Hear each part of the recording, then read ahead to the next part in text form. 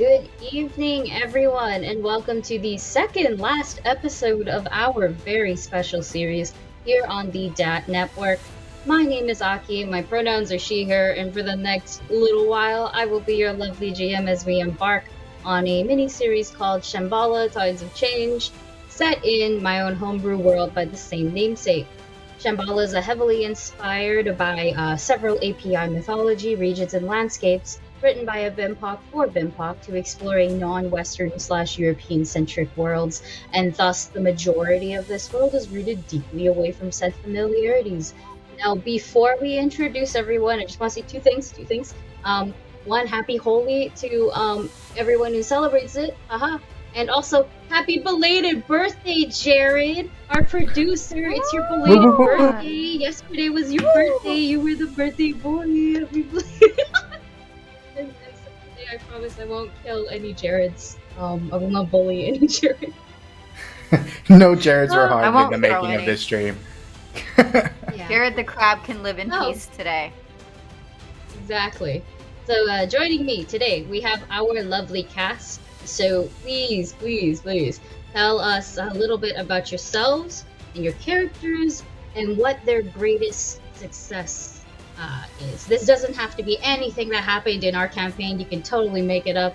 Well, not make it up. It becomes canon. Whatever works for you. We'll go in alphabetical order. So starting with Alyssa.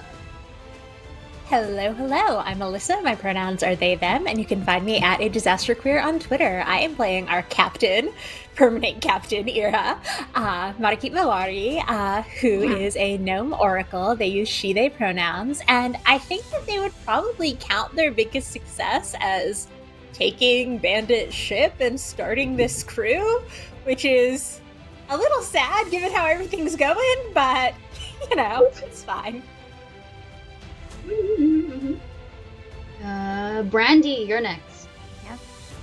Hi everybody, I am Brandy Rose. My pronouns are they, them. You can find me on Twitter at @TheBrandyRose. And Bamori's greatest success was before she came to this crew, before she came to Bandit's crew, back between the time of being found on a beach with no memories by her very soon then to become two lesbian witch moms, two little humans.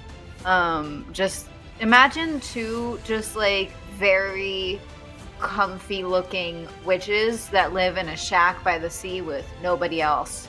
That is who Bamori grew up with 2.0 as a fully grown several 100-year-old adult. And their biggest accomplishment was when they were able to use their magic again properly and build on top of their innate abilities that they couldn't understand. Probably the first time they used a certain spell that involved a lot of tentacles over a 50-foot area. That was great. That was a lot of power. They dream about using that again. It's a lot of fun. Let's see, Hamnah, you're next. Hello everybody, my name is Hamnah and I use any and all pronouns and I am a TTRPG performer. Today I will be playing Irha Akhtar, who also uses any and all pronouns, and they are an Orc-Oread druid. Irha's biggest accomplishment was becoming a minor pirate lord. They stole the title from another pirate lord in the past through some unsavory means, let's say, but honestly, that's not going to be their biggest accomplishment. Soon they will be a major pirate lord, and that's gonna be even better. Ooh. Boy. All right. Hey, Randy. Yeah, I'll take it away. So I'm Randy Alvarenga. I use he/him pronouns. I play Rashu Samzai, who is our catfolk ranger. I would say his biggest accomplishment, success would be becoming a minor pirate lord, but that's because he is mainly a mercenary for hire. Like that's sort of his thing. So he kind of lucked into being on the right crew at the right time as they were taking this ship, and now he's he's starting to get some aspirations. There was something about owning some land, and he thinks that that would be really cool. So maybe he doesn't want the title of Major Pirate Lord, but he definitely wants to have something that he owns and is his own, because he's never had that. Ooh, I like this. Very sweet, very nice. You can support us here through donations, giving our amazing cast bonuses that can be used throughout our entire campaign. Our donation bonuses are Into the Pool for $5, in which you add a die in a pool that gives a 1d6 bonus to any future roll that any player can use. Private Pool for $6, which does the exact same thing, but just for a specific player of the donator's choice. Lucky for $10, in which you roll a 2d20 and take the higher roll for a future roll, which can be saved. Unlucky for $11, which forces the player of the donator's choice to roll a 2d20 and take the lower on the next roll. Lore Drop for $20, which grants a backstory scene to a player of the donator's choice. Magic Item for $25, which grants a randomly generated magic item instantly to the player of the donator's choice. Finish Them for $30, which grants someone the guaranteed kill on an enemy, the donator's choice, of course. And lastly, Divine Intervention for $50, in which God shows up. These bonuses will continue on for the rest of the campaign, so if we end a session and there are still D6s in the pool, they will remain for the following episodes. Now, before we begin, I'd like to quickly go over our content. This mini-series will feature the following subject matter in various degrees. These are classism, elitism, body horror, gore, mentions of physical abuse, betrayal, acts of raiding, looting, killing, child labor, and trafficking, as well as mentions but no detailed descriptions of physical and emotional child abuse. There will also be deep, dark waters, the void, the fear of the unknown/future, sexual content in terms of romance, sex, mentions of sex and sex work, and finally, themes of gaslighting, manipulation, and blackmail.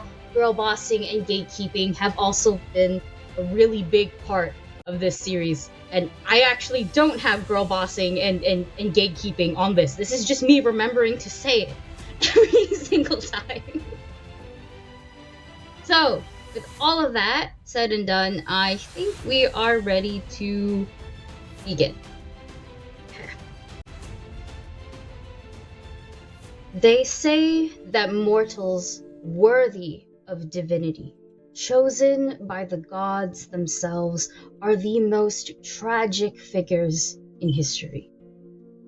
They are doomed to suffer and to wander and to repent, all because they were favored a little more than the rest. That this privilege of being divinely blessed must be used to give back until our bodies crumble beneath us and fall apart like dust. Favored beings exist everywhere. There is no difference between born or made or chosen. Here on this very vessel, we have divinity among us, and yet the world does not care to stand still. Direct blood children of the sea and the earth stand here. Chosen champions like me, like the cleric, like the monster, like the star. And then there are hero gods, the ones that never die, the ones we choose to worship, like it somehow cushions the blow that they will never see true rest. Our burdens, our legacies, and our suffering, it paints the world in its bright colors.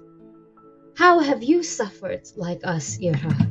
Were you locked away like a trophy for others to use as a symbol of your family's failures? Or perhaps, like me, forced to live again and again to be used until the gods get tired of me and there is nothing left.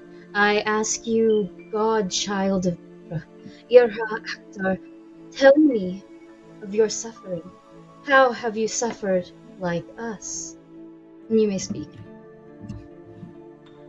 I am a vessel of my parents' anger, a container for their ignorance, their lack of attention. They fill me with emptiness, with nothing, because they have nothing left to give me.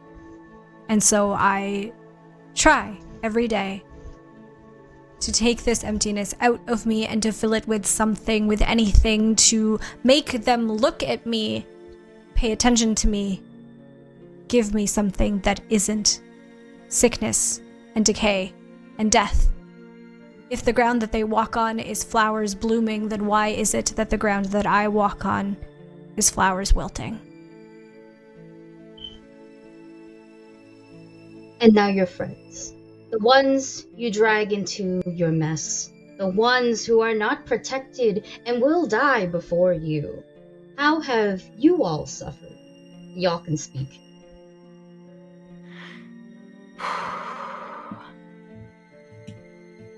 I've been plagued by visions since before I knew how to shoot a bow. Strange creatures, some helpful, but others haunting, have followed me my entire life. And they followed me here, worse than I've ever seen them. Terrifying. That's how I suffer. To always be followed, chased by that I can't understand.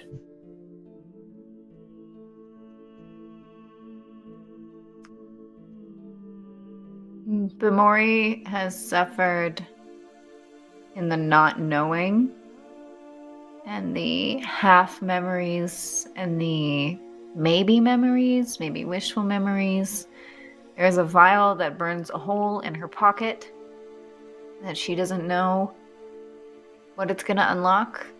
She doesn't know how it's going to affect how she perceives herself, and she's already feeling herself fall into this in-between of apparently who she was and who she is now. And they seem too different to be able to reconcile easily. So Bamori suffers in the in-between and the not knowing and the even worse kind of knowing. Yeah.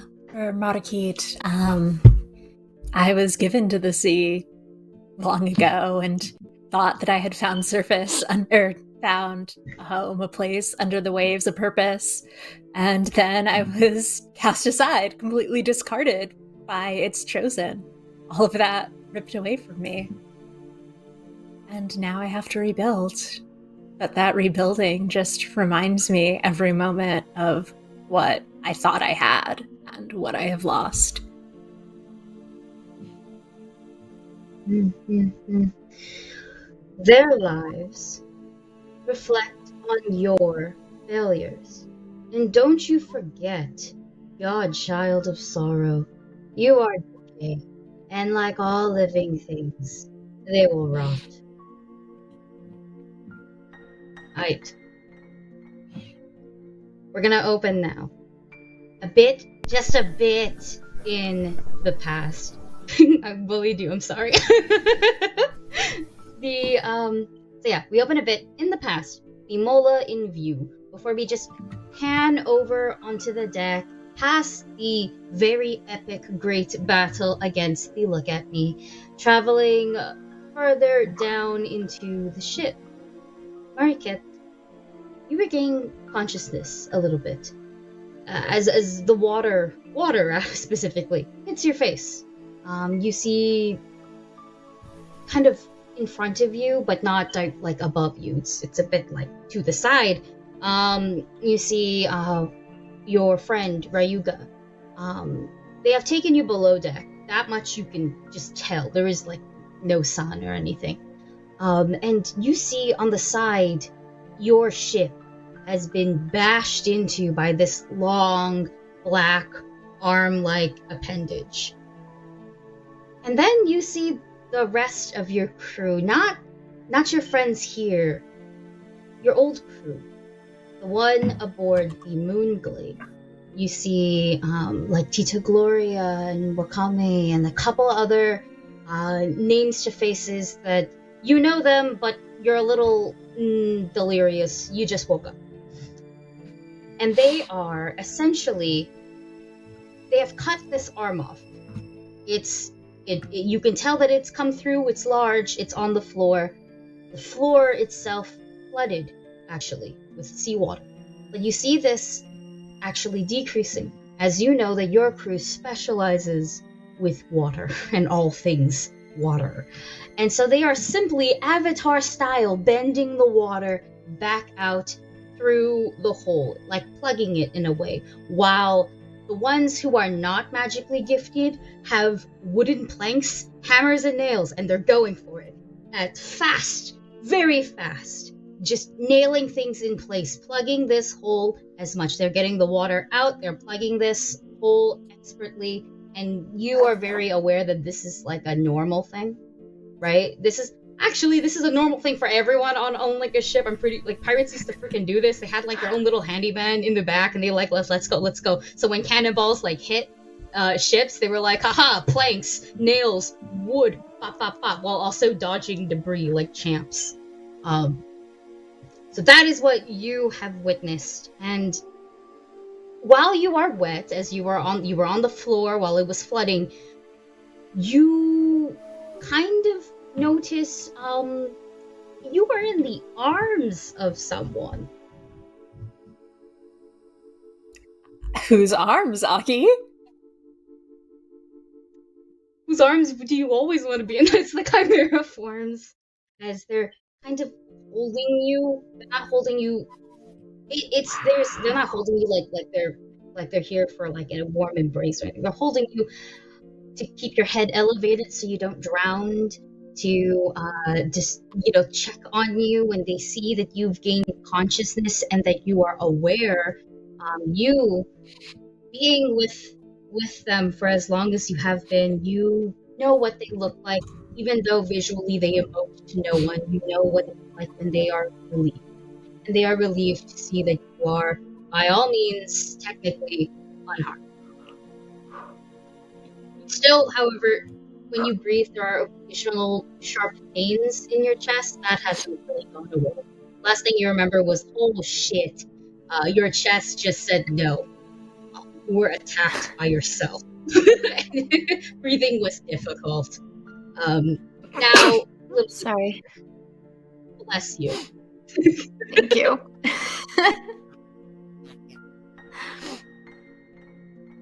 Yeah, I think that Margit's gonna sort of take a moment and like hold at their chest and just sort of, come into themselves, and then absolutely like pull away, scamper away from the chimera form. Not out of fear, but just out of, I don't understand why you're here and why you seem relieved to see me. And I will look at Tita Gloria and say, I didn't take him. I don't know why you're here or what you think, but I'm not the one who took him. About Ryuga. Mm-hmm. Tita Gloria kind of looks at you, looks at her captain, looks back at you, and goes, "Oh, we know. Don't worry. Oh, we technically came to get him back, but your ship was under attack, and we found you like this. And whatever this is," and you see, like, she points. First and foremost, Tita Gloria is one of the ones. She's like holding a wooden plank above her head, so that way the other crew could just really fast. Because Tita Gloria buff, and she's kind of standing in an awkward way, where it's like her body is curved, so that way she can hold it sideways, but also not touch the black arm that is kind of there. She doesn't like it, and she's just not gonna touch it. We leave it at be, like that kind of attitude. Under attack? By what? By what is that? She shrugs, but it's the chimera form who speaks. And she goes, "It's one of Blackwater's inventions."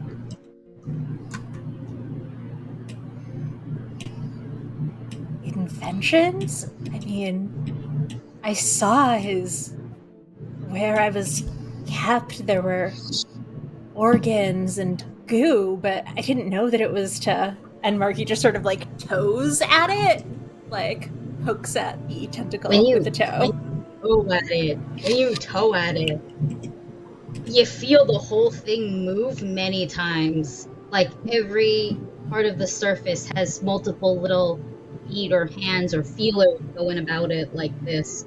You feel it move back, and slowly you notice it actually start to disappear and burn away like paper. Goes up to the sky, and there is no smoke, nothing. It's just ceasing to exist. It was a large thing too, by the way. This is like a where it fell, where it was cut off, and how it hit the ship. It actually, now that you can kind of look up, this is a thing that fell inward, encapsulated the width of this area, and then curved upward again. So it's the big arc, sort of a big spirally arc of a nasty thing burning away to nothing. It actually does block quite a bit of your ship away. You suspect it just went, haha! Wait, but you said this was Blackwater's? I thought that you were in support of all of his goals and what he was doing. What are you doing out here? I do not support the pig man. I don't support willingly. Willingly? And who could bend you to their will? How could he possibly? The man has his ways. This thing is going, and you are hearing the battle outside still. And then you hear crying. Like many people crying at once in sync. That is above, and that is something that everyone kind of takes notice. It actually pauses their good, diligent work, and they are good at this nice, diligent patch-up.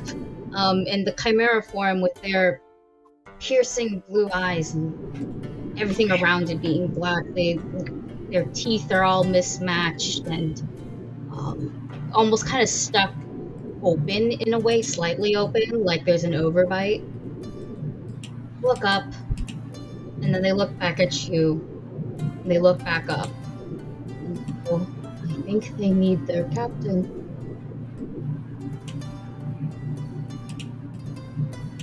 Margit sort of startles, remembering that this isn't their crew anymore, and, you know, they have their own crew apparently fighting and making people cry above deck.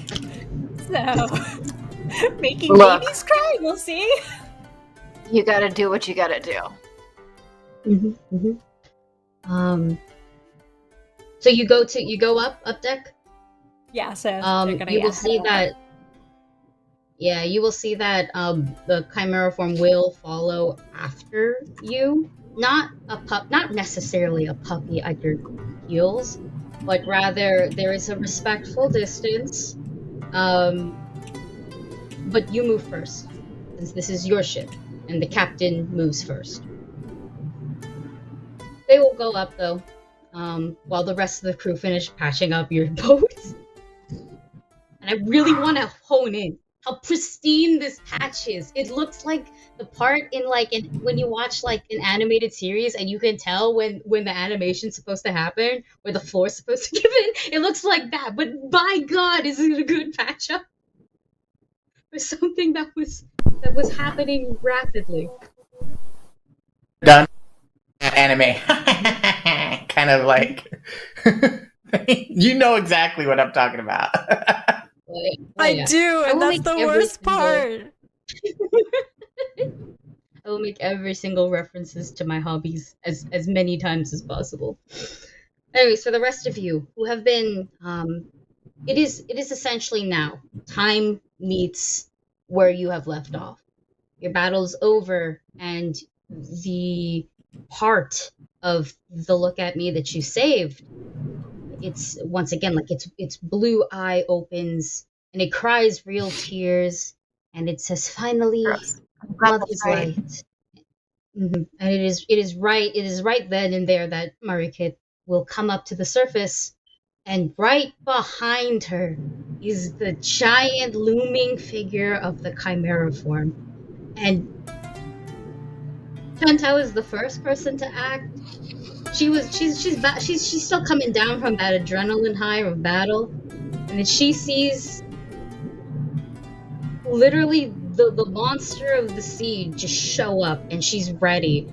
Actually, the minute that space has been given, and by space I mean the Chimera form enters view for the rest of you to see, it is a little mini battle with no breaks between the Chimera form and Chantal. Chantal is taking very vicious, furious, and fast swipes at them, and the Chimera form can very much take this like to the chest, to the teeth, before essentially striking back with their bare fists. It's a very even match. It is very quick, this battle, before the Chimera form literally just goes, wait. I wish I had a hot sign, because that was hot. Wait, it's okay. Hold on, I'll get mine. Pause for dramatic effect. Nice. I appreciate the pause. In terms of the mini battle, by the way, I would like to also reiterate the Chimera form is big, long. And Chantal is 5'2" on a good day. So is she hopping all over the place? She's aiming for his head, by the way. Like it's a show. It's a very nice show. It's oh my goodness. If all of our budget could go to one scene, it's right here.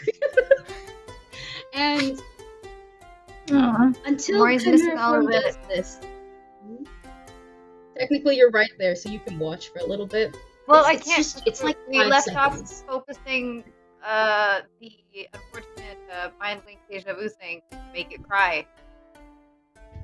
We said That's true.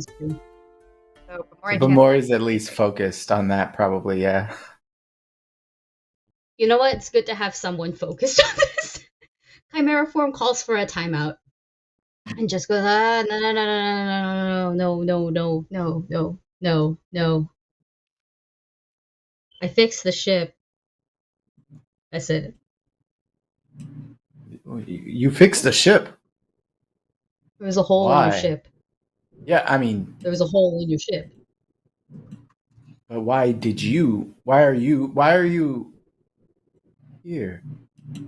And he's sort Don't of ask me kind of questions I scared, don't wanna answer. like talking to the Chimera form. You should be very scared. They stand up Yeah. a little taller and go, "Don't ask me questions. I don't want to answer." And it's a different tone. It's a very different tone that you are receiving. It's very direct. It's very authoritative. You have been turned down, is the best way to put it. All right. Very quietly, you hear, "Saviors? Saviors, please speak to us."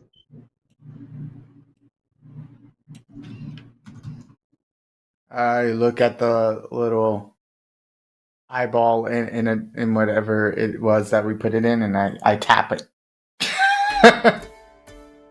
Are you Horrible. tapping feel the that. eyeball? No, I'm tapping like the weird. Well, no, I guess I'm not gonna touch it. It's gross. Yeah, I'm just gonna go. Yeah, it's an appendage is the best way to put it. Like you can tell you cut something off of something, and the eye is just there. It's one eye staring right at you. It's a big, bright blue eye. The rest of it is still that same black, weird, tentacly-like fixture. And while you have paused, it's chaos. You can still see it is slowly disappearing. It is still disappearing. Just you have Disgusting. simply halted it. Yeah, whatever is keeping it from actually giving you proper, coherent sentences it is also using its power to stay. And they say, or it really says, so much, but there's not enough time. This one has so much to say. This one has so much to tell you, to give to you, but this one must give its thanks first. So thank you.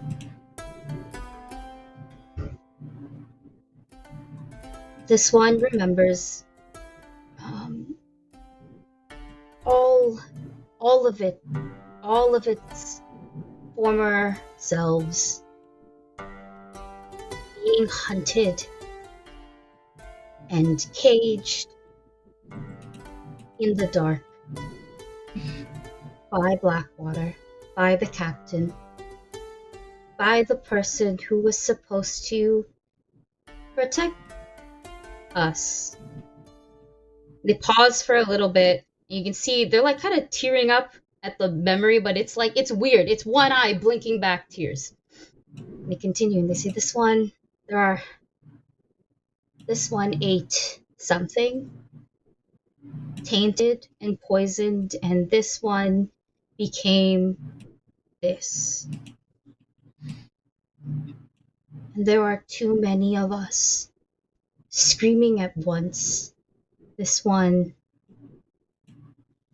is in pain,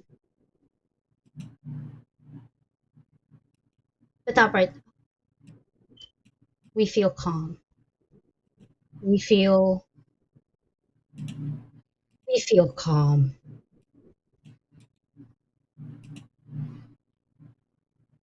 Now, Bamori and Mariket, you feel its attention specifically on you both. It's one eye, but you could, if it could look at you, both, that's what you feel. You feel your like the attention is there. You have the spotlight, and they say, this one remembers.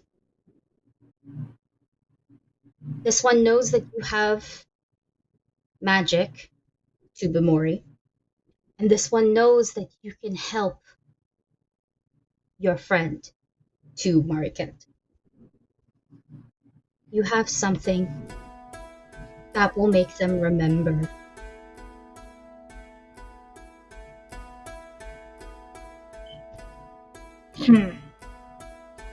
Really hard to concentrate while it's talking to me. How would you know about that? We were there. We remember. We know what happened. And we are very sorry. This one was made to wrong you. And we beg to help you.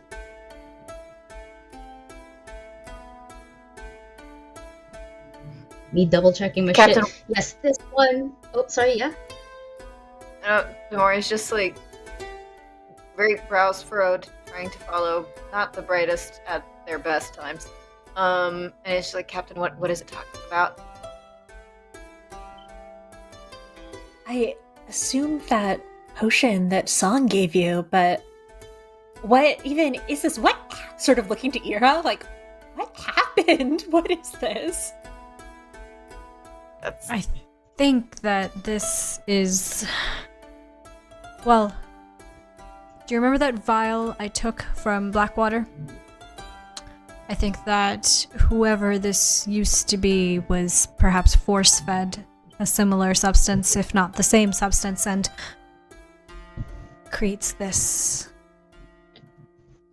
And Rashu looks over and goes, and this creature, or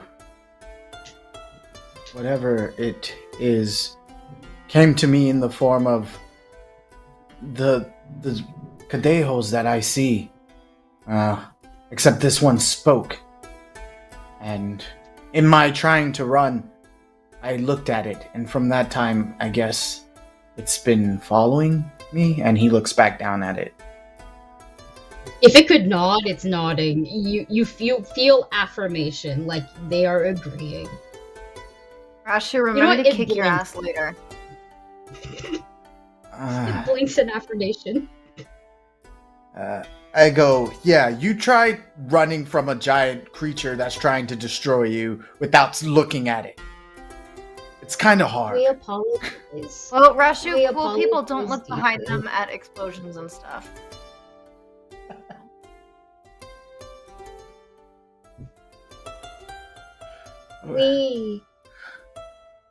What we meant was, we were there when you, so you as in you all feel towards Mariquette. We were there when you lost your heart.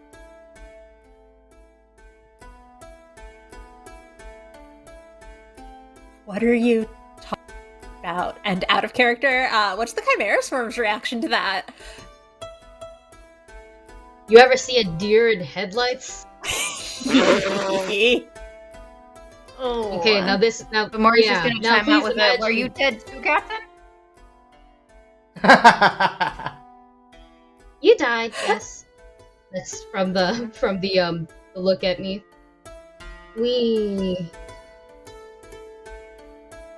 There are things that we do not have the ability to properly express. It's been lost for time, for much of it. And this is when you're gonna have to recast the spell again, as Bamori, as you see it's fading. Mm-hmm. Their ability to be coherent. Mm-hmm. Yes. Bamori is also getting a cramp in their arm, which is absolutely not actually me. And probably a migraine from the strain of this. Let me grab my sheet. What would you like me to cast to see if I can successfully do it again? Because last time you didn't make me cast it because it was the end of the plot, but Oh, I'm okay. I'm okay with you just continuing because they're a willing participant. Okay. Now, so it's like okay. there's no saving throw. Yeah, no saving throw. Nothing. There's nothing holding you back from just doing it again. It's just like if this matters later on, you do lose another spell slot if you wish to keep the spell going. Sure. And they go. Yes. Oh, and they look smaller now as they are getting smaller significantly, turning into nothing. As they continue, they say, "We have been stuck like this for so long, and there are more of us.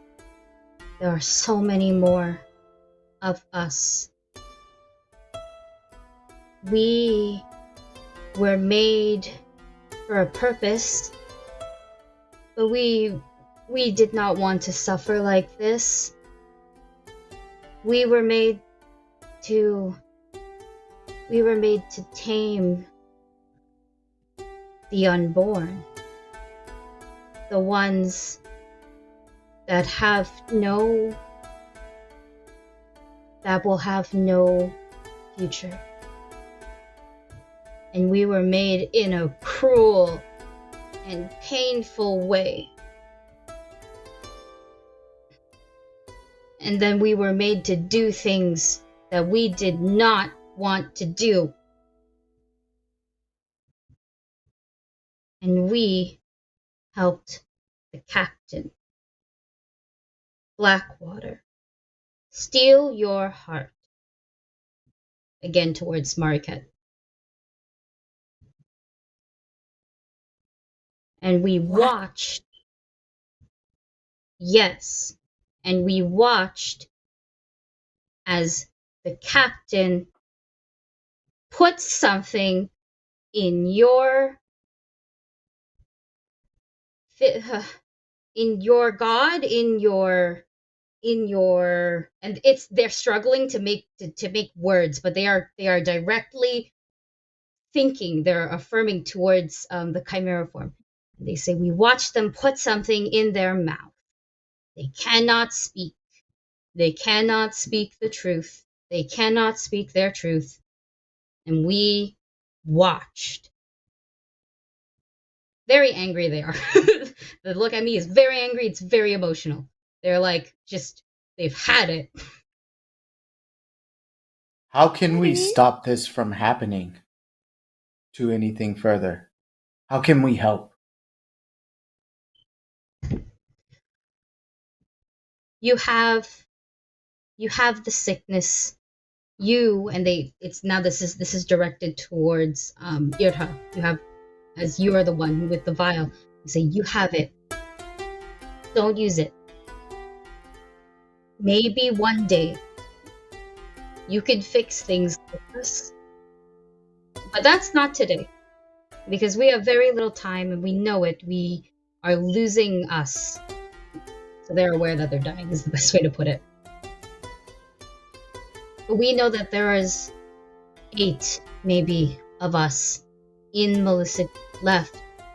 So many. And we know that when we are gone, we are nothing. So we beg you to let us help in whatever way we can. So that way, one day, maybe the mother will forgive us, and maybe we can see things again. Let us fix you.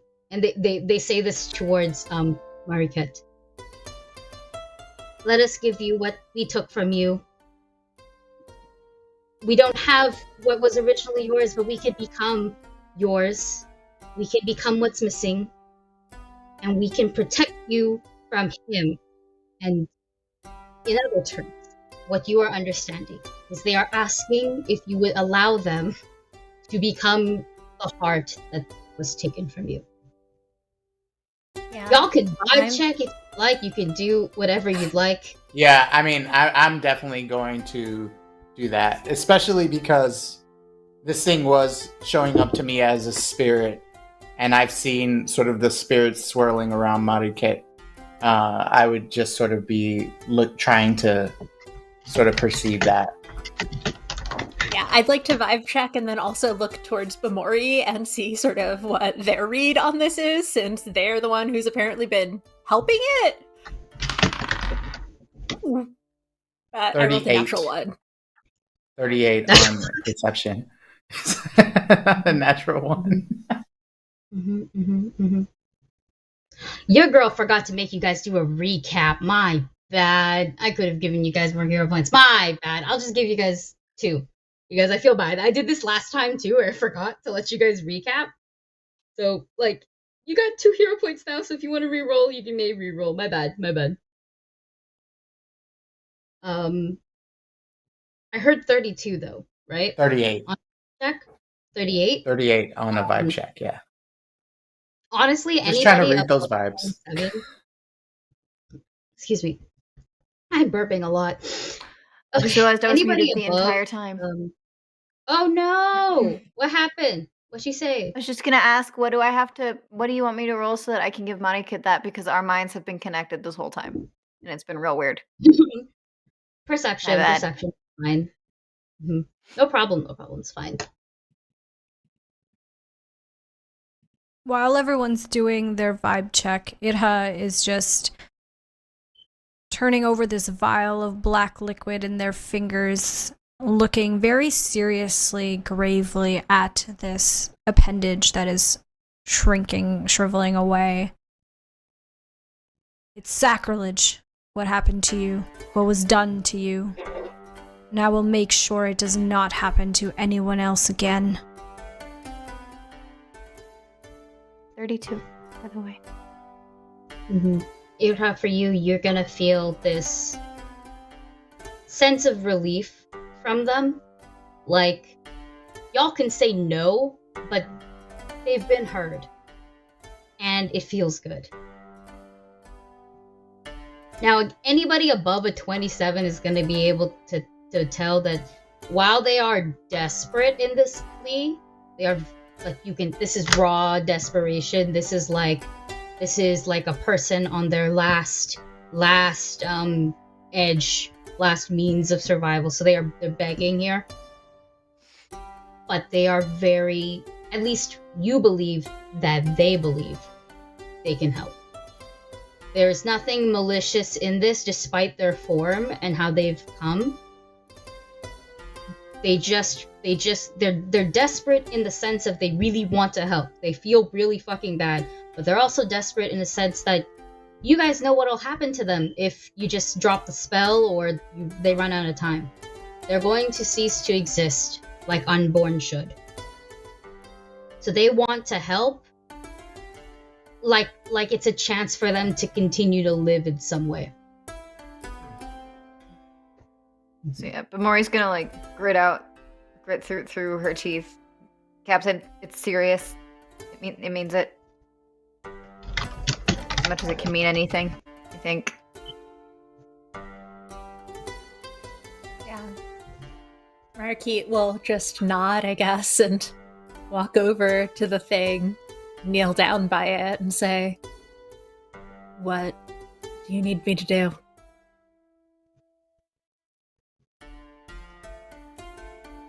Hold us? They that was just me. The music was so nice! Is that a canonical noise, Alyssa? Whoa. Out of character. Out of Too bad. character. That was just a heartfelt noise. Yeah, they will take it sort of gently in their hands. You hold them, and this next part's not very pleasant. You do feel them stick to you and grow. And by grow, I mean it's sort of like, you know, when something, like when you pour like syrup or something, how it spreads. You feel that. And then you feel it shrink away, and it's light. This light comes out, and please make me a fortitude save. The DC's not that high, but it's more so you didn't have pleasant things inside of you. That's the best way to put it. Do I have to drop the spell, or am I still connected to this? You are connected, but you feel less restraint the more that they disappear. So you can feel that your spell will end, essentially. You can drop it if you want, but like it's fine. You're safe. Cool. That's I just burned through my 2 hero points because I rolled a 1 and a 2. So my third one was you gotta... I know. My third one was a 12 plus 20, so 32. Oh. You're fine, babe. You're fine. Jesus. Okay. So, when technically you'd be sickened 1 simply because you just need to throw up, right? That's the feeling. You're like, okay, but like you can hold it. You're not gonna like spontaneously projectile vomit here. You're fine. But you feel like there was a strange emptiness that perhaps you didn't think about, or you thought, well, you were upset, right? Things that you feel sometimes can feel like that physically. But now you feel warm and you feel whole. You feel whatever was that they're doing, whatever's in there, it feels good actually. Like not like it feels like a warm meal, you know, that kind of thing. You feel full, you feel whole, you feel good, and they're gone. There's a bit of light emanating from your chest as it does actually vine out and come back like that kind of thing. I think Irha can see it the best as it's like roots growing and then they shrink away. And you are left with kind of a cool mark, but that cool mark is also now like here. So it's a bit on the chest, in between the titties, if you have them, that kind of vibe. You're left with something kind of cool. It looks, rather than like just an eye, it is more like it's something spherical. Multiple circles inside as the veins that are there kind of are lit up in a way. So it is like a white ink tattoo. And it's there. And it doesn't hurt. And it doesn't... There's nothing... you can like scratch at it and it's just like a tattoo on the skin. That's what it is. It's just... doesn't hurt. Doesn't do anything. Man, it looks great on your skin. That's it. You feel good. Minus the second one, in which you gotta throw up. Yeah. But like, whenever you want. Aki, real quick, Mhm. also for transparency, so people can see a table, because I feel comfortable sharing it. So for people watching, so that they can see what it looks like when an X card gets played in real life. I forgot to add a line earlier. But can we X on vomit, descriptions of vomit in future? Yep. Forgot to add it to this, That's what I said. Lines and Veils doc. Yeah. No worries. Six, We'll six. just say that it Thank happens. Yeah. It happens whenever you're free to do it. That is actually one of the ways to dispel sickness in Pathfinder, though there's like other ways to do so. That's just the most common. So you can go and bleh, right? And anything that is dispelled makes you feel so much better. Have you ever had like a really good sleep and you actually wake up refreshed? It's like you have a month of paid vacation now and you don't gotta worry about shit. You can just rest. That's what this feels like. This feels so good after you do what you gotta do. This is why I play shaking tabletops. his head no. Yeah, this is why I play tabletops, is because I can live out my fantasy of actually sleeping well. Because I have insomnia, and so I don't sleep well ever. Same. I do as well, but I've had it a couple times, and oh wow, I wish. Yeah. But that's the feeling. And you're kind of left now here. The boat will begin to move, and slowly the chimera form scream's gonna peek their head up and be like, "What happened?" But things are moving. You still need to go to a place. You still need to get to safety. But is there anything you'd like to do now that you're all kind of standing awkwardly in the boat?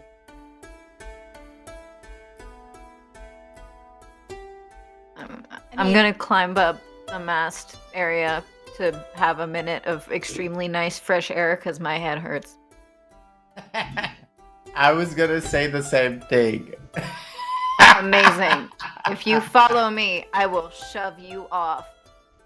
No, I like the idea can that climb I the was other climbing mast. up there. Yeah, I'm gonna climb the other mast, and you just like think you're by yourself, and then you like look over, you just see this cat like See. hanging out. Y'all are both And Titanicing it, but he waves at you from the other mast. As people wait. Where's a crab named not Jared? Where's a crab named Aki? there can be Neat. a crab named Bob. I looked at my I grab a Bulbasaur crab. and Bob. I Crab, yeah. I a grab a crab named Aki. No, justice for Jared for Jared's birthday. I grab a crab Yes, named okay. Aki and I eat it half-heartedly at Rashu. I want to try to catch it. You are a you may cat. roll. It makes sense. You may roll acrobatics to catch it. And just real quick, thank you, Renee. I'm not gonna say Thank them. you. Actually, I will say this. Renee 0813232 for the into the pool donation. Thank you very much. That means any of you guys over here can take one of you, but any of you can take a d6 later on for any roll. Nice. I got a 32. I wonder how many times Good. Mori has thrown something at Rashu in irritation and Rashu has been like, playtime. Yep. I mean, I feel like the important question is whether Rashu catches it like with their hands or their tail or their mouth. It's definitely in the mouth. It's definitely like cat ready to attack. You catch I love with the this 32 so you much. can with the 32 you can catch Aki the crab however way you want to. You now have a crab named Aki in your mouth. Yep. I mean, it's not gonna be alive very long, but oh, poor. Oh, I'm you gonna would like eat. oh, I want to eat you the would like to crab. eat Wow. live and Violent whole. justice for Jared. Choosing It's- violence against the GM. This is very bold, That's- Randy. It's Very it's- bold. Last time that happened in a game, my GM just went, roll for damage, and gave someone a stroke. nope. Nope, not Oh, here for very that. But he's a cat and it's seafood. I feel like it would get eaten. yeah, you see food, you eat it, you chomp, you eat a crab. See, I had a player that could talk to plants, so every time they like eat a plant, I would say a monologue and stuff like that. So yeah, you're lucky you can't talk to crabs or animals, or else I would have given you unnecessary facts. But okay. then sad thing. What is like as I go to bite the crab the first time? Does the crab look like scared, sad, or what's the crab like? The crab. I mean, it's the looks same. at you. I'm giving you that same moment, right? Like just like Mhm. physically was Yeah. cartoony crab. What does it look like? Horrible. The crab looks at you, and you God see their awful. beady eyes turn into anime-esque tear watery as Studio Ghibli-sized tears roll down. And you hear, please, please. At least you think you hear it. Right. Okay. I'm so sorry, Aki. It's okay. It's okay. It's not your choice if I get bored tonight. Oh, all right. That's yep. I'm just gonna let the crab. I'm gonna go to bite it and then see that and then be like, and then he's gonna put it down. And he's gonna go. You're on the mask. Are you dropping it? Are I you? was about to say, No, it's I'm not- kind of apt to drop it. It's No. worse. I'll take it down when I climb back down. Mm-hmm. But he's not I have happy. a question. But he does feel very excited that he caught it in his mouth. He is proud of himself. He's like, I am definitely the hunter I was made to be. Definitely, you caught it with ease. I want to say you caught it with perfect ease. Like, have you ever thrown like a grape or something and catch it in your mouth? You should feel that kind of satisfaction. Great. You get Oh, if only. This was not an issue. This is what my cat actually looks like when I throw stuff at him. So. However, I'd like you to make just a general charisma roll, as in you roll d20 and you add whatever your charisma modifier is. Just make a general one. Oh, I think I know what's gonna happen. That's yeah, nope. I'm gonna use one of those one of my hero die. Really? On this? I mean, why not? Why not? I don't know what. Okay, that was much better. That's a 24. 24. Unless you chuck this crab into the sea, this crab likes you now. You have a crab friend. They don't pinch you. They don't do nothing. If you put them on like the table or something, they're gonna crawl a little closer. You have a crab friend. So unless you throw them into the ocean. Oh, absolutely not. They won't If be. I have a new crab best friend, I am now a beast ranger. What are you talking about? I can't. Oh my god. Class change. If you No, I'm want. just kidding. You may, I'm just kidding. for the record, you may rename this crab unless you really want it to be Aki the crab. But like this crab is chill with you. So like if you put it on like your head or your shoulders, it's there, living its best life. Cool. Mhm. This turned very different than I expected, but now I owe Bamori a hug, which I'm not gonna give them. Don't because- even try. Yeah. Mm-hmm. I know I would be flung into like another dimension or something. So Either you'd But- be flung or the pipe fox that I forget to keep putting on would bite you. Okay. Please, everyone who's So- tuning in for the first time, imagine a worm on a string. Here. Worm. all right. Anyone? Okay, so you guys were my masked people. So, Mariket and Irha, is there anything you'd like to do before we move on? Like let's say the crab stuff was happening, this is happening at the same time. I think Irha, given that they still have the worst crown in the history of crowns on their forehead, the one that Rashu keeps mistaking for hair, given that that is still a thing, I think Irha would have gone down to their room on the boat and would have kind of like sunk into the bed and prayed, really, to their parent in an attempt to get rid of this goddamn headache. As you pass by, you will definitely see a very obvious patchwork job, and maybe things are making a little bit more sense to you as to why so many people just appeared out of nowhere, like a clown car.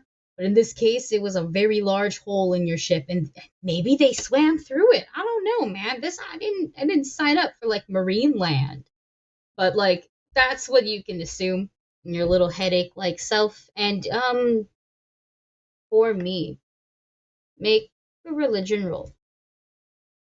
Oh. Okay, I got a dirty 20, which I am going to steal a die from the pool to add a d6 to, because that's not good. And I got a 6, so 26. So you pray. How do you pray? I think what praying looks like for Irha and for their parent is they will take, because they always carry a pouch of dirt on them at all times, and they take out this magical component and they kind of sprinkle it on the ground around them. Not in any particular shape, but I think it's just kind of like flicked around, and they place both of their hands inside of this like dirt pile, and they sink their weight into it, and they close their eyes, and they think about roots, as if their fingers were going down into the dirt itself and reaching out to find the roots of their parent. I think this takes more time than you realize. You are into this. You know, you're really thinking, you're praying quite deeply, you are lost in thought. But this would take much more time than you realize. Like, that passes. As you think of roots, and then your mind, your memory, it takes you to a very forested place. You know the smell of this forest. It is the great forests of Shangdu, a country that is all trees, essentially. And you remember a few things. You know that you're moving and you're a lot taller in this memory, despite looking at your hands and they're quite small. Tiny little things. And you remember that the purple that you begin to see, they're not flowers, they're not vines, but they are the hair of your parent, they are the fur of your parent. And while your parent does not turn to look at you, you cannot tell if this is exactly a memory or not now. This feels quite in the moment, this feels quite real, like you could speak to them, almost, like you could have a full conversation. But instead what comes out is, please take my headache away. And very quietly, gently, you hear,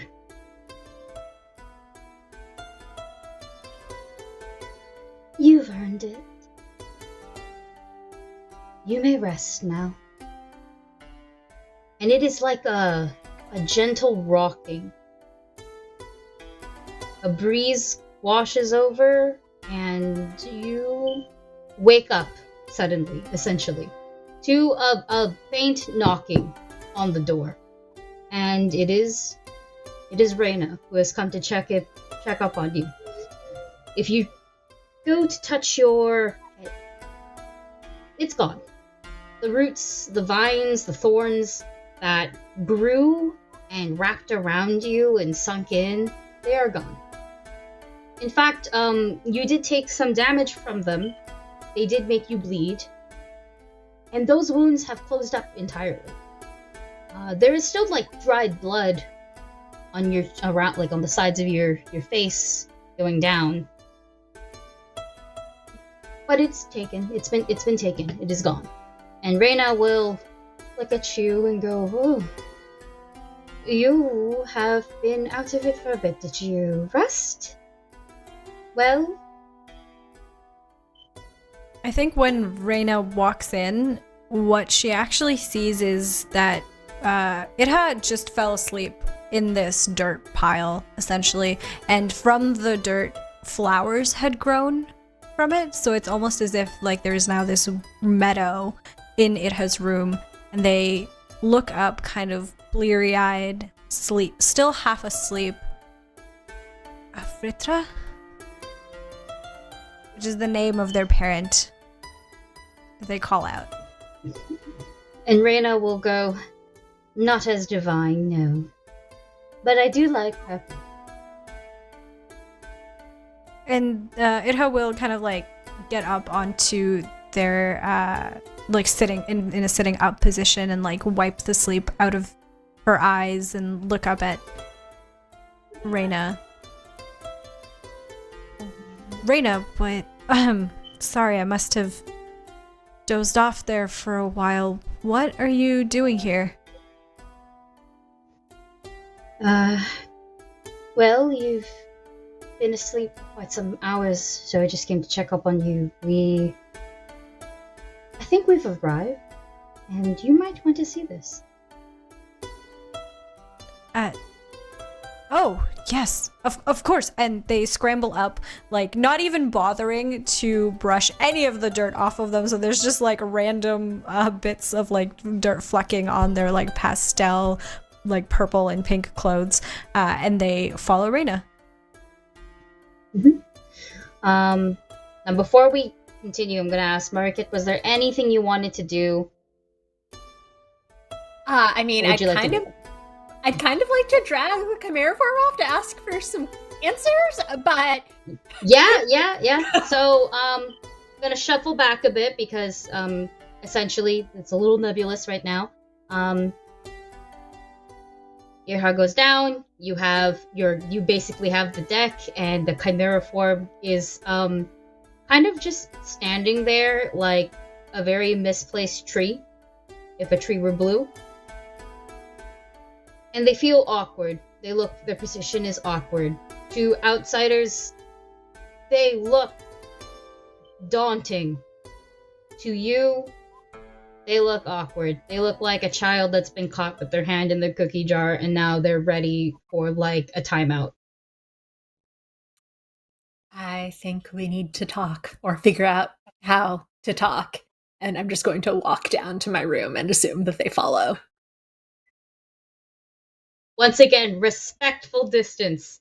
A respectful distance you receive, but they do follow. They are not used to this ship. You hear a couple bonks as their head just bashes into the top of the ship. They don't really react to it, but there are bonks. Buddy. Okay. When we get to my room, can I like try to detect magic? So my little hurt buddy mentioned like that Blackwater put something in the Chimeriform's mouth. Can I try and detect magic to see if I can like get a sense of what that is? Yeah. It really doesn't take much. Obviously, when you do detect magic, you will detect magic in a couple other places. But you know what you're looking for. It's you know where to look too, and there is magic, and it is coming from her mouth. Okay, then can I attempt to dispel that magic? I have the Dispel Magic spell. You do. You can. How would you like to do that? Like, how, describe to me, how is this gonna work? Yeah, so I think that I sort of really look at the Chimera form for the first time, and they've seen me do magic before, so they can probably tell, but also it's just like fully like taking their face in my hands, and I'm just like staring at them. And then, yeah, like seeing whatever was in their mouth. I think that there's just sort of a warm, like, feeling from my hands into them as I attempt to counteract whatever it is that Blackwater did. What level is this Dispel Magic? This is just me asking in general. So it doesn't say anything about upcasting, so I'll do it at 2. I don't know. I can do it higher if that makes things better. I don't super understand how Dispel works in Pathfinder. Yeah. Don't worry. Same here. I'm pretty sure if you upcast, there are other things you can do, but it never tells you. And I'm like, flavor text, but it's fine. We can do level 2. I just wanted to know if there was something that happens, like you dispel the magic so well that the magic is gone. You know, or you dispel the magic so well, and then you can keep it in your hand like a little crab. I don't know. In this case, you get a crab. Case level 2. I said there were crabs everywhere for a reason. Everybody can have crabs. That.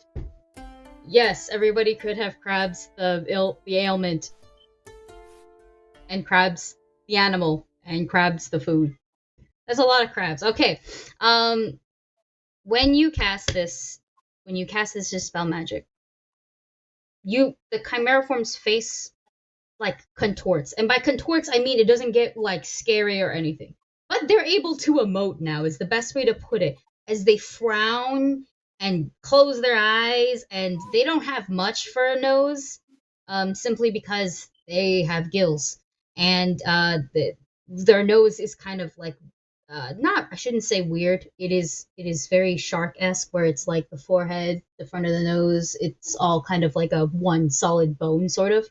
And they're very much like that. And they scrunch up, they drink up, and then their shoulders raise, which is really awkward because they have a dorsal fin, and they look like they're not having the best time. And they do open their mouth, and they do drop their tongue, essentially. Not like the tongue doesn't fall out of the mouth, but when they open their mouth, when you can see the tongue, like down it, and you're pretty sure this goes further inside, a long stretch of runes is on their tongue. And you're trained in Arcana, yeah? Arcana is the one that I'm not trained in. I'm not trained in Arcana or occultism. I'm trained in religion. Okay, then make an Arcana or occultism roll then. Whichever is better. You threw me for a loop here. You threw me off my groove. I know, I'm sorry. That's an 18 for occultism. We do have the pull you could use for extra D6. I'm pretty sure you also still have your private pool. Oh, right. Pretty sure you also still have a private pool as well, Mariki. Yeah. That is a 6. So 18. Oh! 24. Oh, thank God. Yeah. Okay. You recognize this pattern. You have seen it before. Perhaps something very far and deep into your past, as you were once given to the sea. You know what sealing rooms look like. And this is so delicately placed down the center of the tongue. But it's not necessarily placed. It looks like, and now this is the gross part, it looks like a tattoo. a very, very not great one. And so, in the mouth, with your roll, you can tell that this magic that was done to him, one, components, so it's not a magic. It was done to her, and two, you know that it's meant to seal something. You can probably put two and two together. That they cannot tell you that what is sealed is them being able to talk about the incident. And you are able to dispel it.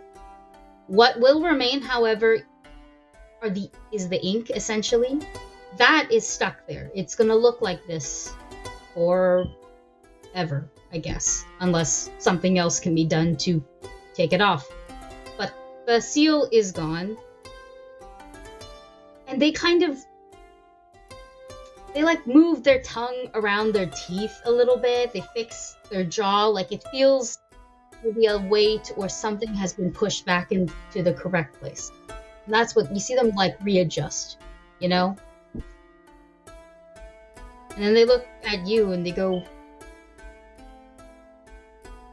"What sorcery is this? What have you done this time?" I hopefully made it so that you'll actually talk. It said... They think for 2 seconds. And they go, "Blackwater took your heart." Tiny, tiny fist bumps of victory. Ha! Baby! Whoa. Yeah, Okay. I gathered that much. Blackwater took my heart. You were there. What happened? When did this happen? What's going on? Okay. Me scrolling for notes. 2 years ago, we went to we were summoned by Blackwater for it was an urgent parlay, and we ignored it a lot. It's him. But it became so frequent, and you said, "Let's just go to shut him up." And I trust you. So we went. You, me, and Wakame. Wakame, for the reference, because it's been a bit, is the seaweed leshy with the super deep voice. And we were brought down to Torpedo Keep. And we went to his gross basement, because that was his lab. And it was gross. It wasn't good, and it wasn't holy. There were things in the cages, things that looked like, in the Chimera form, kind of gestures to their chest, in which they are gesturing to the "look at me," but bigger. And we kept our distance. Blackwater offered this partnership. 60-40 split.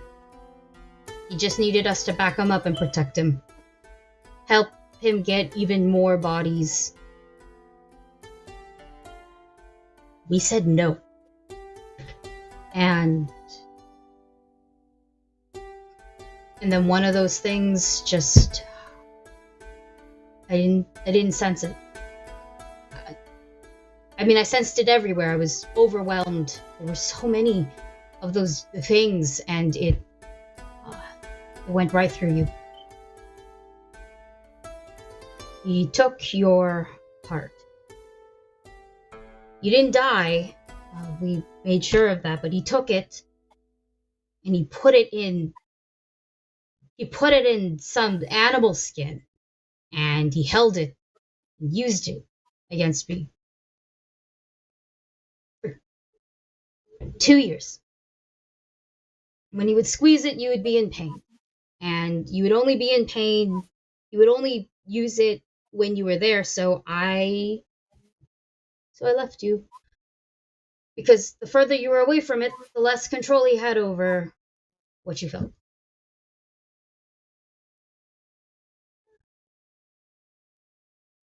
And you couldn't have, I guess you couldn't have told me that, but Wakame couldn't have told me that. There is no way to convey that this is why you left me. I thought, is that the only reason that you left me? I begged Verendis. I begged my mother for help. And she said that this was my mess. That I had the power, and the authority, and the comfort of a lord, and now I must suffer for my mistakes. And she is right. I thought us the exception, that my reputation made us untouchable. I did not consider the danger. And you suffered because I thought I was special. This is my defeat. And I thought I could fix it.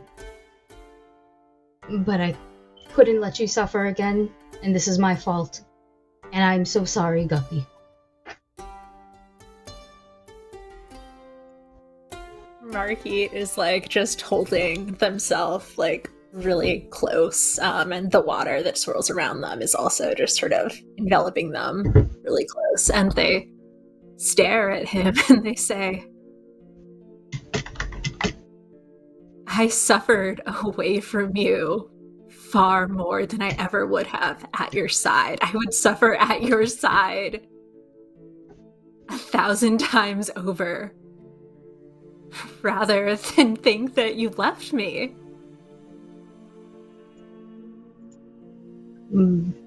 Not what he could have done. Not what he could have done with you. That thing, the thing that's inside you right now, it's worse. It's so much worse. Those were people. Those were more than people. I've been around that bastard for so long. So I understand what they're made out of. The danger I put you in, it's so much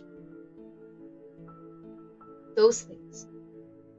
The goo, the weird thing that we saw in those cages, those were so many people of mortals, animals, and spirits, all in one cage, fed whatever they were supposed to eat, this black tar looking, and it turned them into that. All of them into that. And they grew. He said that this would be a sacrifice that few would get to make. But then we could save so many, because we can tame the unborn this way, and he proved it. He proved it. That thing disappeared like unborn disappear. He's correct. He's right. We can save everyone. The whole world. But we gotta make so many more of those things, and he could have made you into one of those things. Anytime I stray. So no, I put you as far away as I could. Put your body, you and your soul, as far away as I could from him. Still has a part of you, so I don't want to take any chances. I think that Marquis sort of walks closer to where she's sitting and puts a hand on his face again and says, that threat, that suffering, it's only possible if Blackwater's still around. He doesn't need to be. We have Reyna, there's us, there's everyone on this ship. Come with us and end this, and we can take over his position. We can figure out what to do with the unborn and whatever was in that basement. And we can do it together. Are you being this is gonna be, are you being deceitful in any way right now? Is your intention to be manipulative? Like, are you being sincere, like you believe in this, or are you trying to just get them on your side? Because this determines if I'm gonna make you roll or not. Yeah, I know, and it's a hard question, but I think that in this moment, they are just extremely overwhelmed with feelings, and she's being sincere. Well, it doesn't take much for them to say, "What do you need?" We're gonna move a little bit now. So we're gonna put a pin on that. We're gonna move a bit. Time has moved forward. It's been a few hours, maybe even a whole day. So if you guys can, like, if you haven't already, you can just you can bop your health back up at the very least. Bop your spell slots back up too. Actually, I don't care, unless you really want to pick a fight. You won't be needing too much of it. Now, the first thing you see are giant copper-colored mountains peeling out of the water with algae stuck to its surface as waves are like pushed against it. And you sail onwards. And this large creature of metal and wood and clay comes into frame, deep underneath the waves, matching with the seafloor. If you crane your head over the ship, you see its body, its scaled body. And then you are greeted with a giant open maw of this ferocious copper dragon. 2 pairs of horns on its head and a mean pair of eyes looking down at you. And now you understand where you are and why they call this place the Dragon's Pearl. This is Chuntao's territory, and it is built upon a gigantic, Titanic-like statue of an Eastern copper dragon. And you can see that these mountains are actually dragon scales curved around the entire territory, and watchtowers are melded into them. You can see people there at their posts, and you sail through, and you can see built on this dragon's body. The head obscures the view, but it's really just the mountain on its back afterwards. You see houses, you see buildings, you see a civilization, you see steam, you see smoke. It's alive, and it's alive and well. The gate is just through the maw. And as you enter through the jaws, you are met with a roaring applause. People cheering and throwing bright ribbons and petals and colored rice to welcome their founder and hero home. You will notice, besides mortals of all shapes and sizes and colors, there are some strange-looking creatures flying and roaming all over the skies, also dropping like flower petals. You see yokai and spirits even, and to those who see the dead normally, you note that these spirits are different. Like, you can tell there's a visual difference. Do you still see the dead? Yes, occasionally you're gonna see your ghosty ghost like wander from here and there. But these spirits are so much more different from those spirits, and you will then remember the lack of spirits in Melicity, the lack of color and anything else there. This is incredibly different. You will enter and you see the streets, and the streets of the Dragon's Pearls. The best way to put it is it's very like the spirit market in Spirited Away. You can smell the food. You can hear the hustle and bustle. You can see people running around, and it's crowded because it's packed and packed and packed, but it is so alive. And we are going to take our break here because it's 10:30. But welcome to the Dragon's Pearl. Yes, you are in Chantal's territory.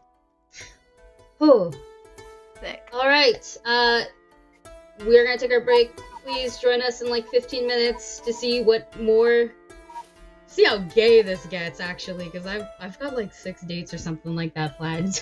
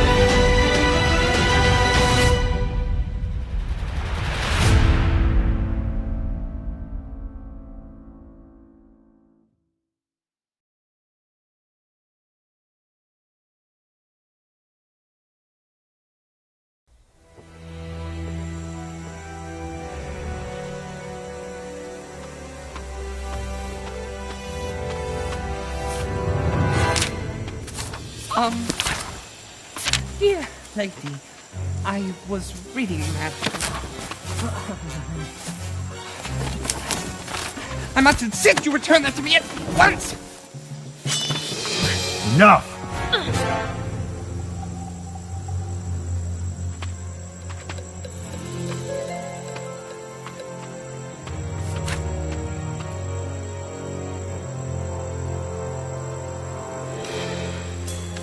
What's so important about that book that you were willing to risk a knife in the gut for? This book is... It's how I know what's right. Doesn't make any sense. All knights must be strong and just and brave. But Sir Gerald is the standard of true knighthood. A knight's just a man in a tin suit. All that armor weighs you up, slows you down. It makes you a target. To a knight, battle is but a means of protecting those who need protection. Knighthood itself is a way of life. Why would you even want to be a knight? Well, it's complicated. Oh, to impress a girl.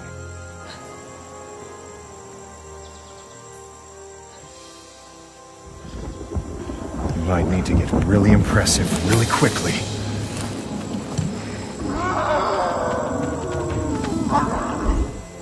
It's over, bitches. No amount of glitter can save you now. So, right about now you're probably thinking, hey, let's just reason with them. I'm sure we can come to some sort of understanding. But I'm bashing something today, and you might as well let it be them. I'm ready to follow you into battle. My sword raised to the heavens. I don't have a sword. My courage shall be my sword. No! Do you think they'll give me a timeout so I can find a sharp stick? Crag, just do your thing. Go.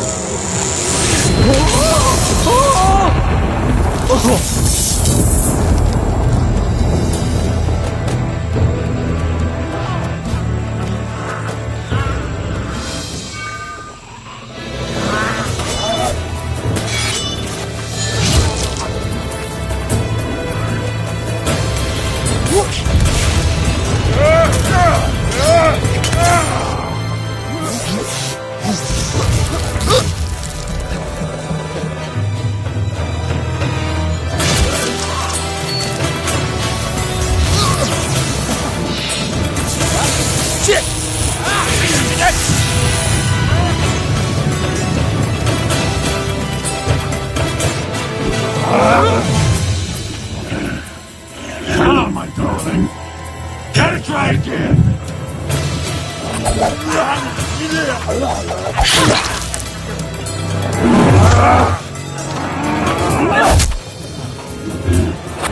I can do.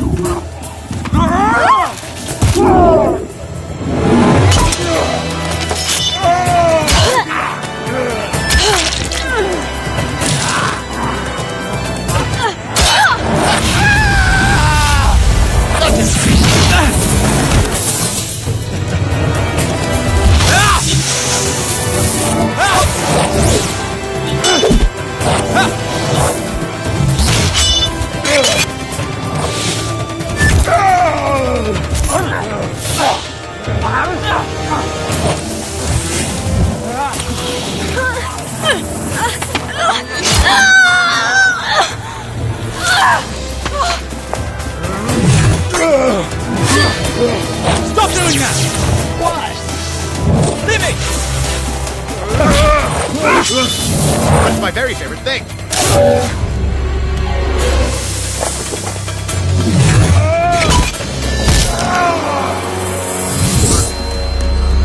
You are nothing but a minor irritation. I have it on good authority that I'm a major irritation.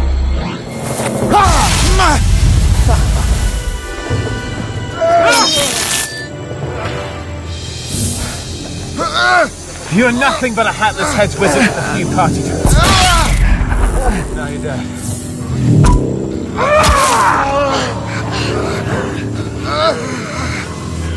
It's you and your friends.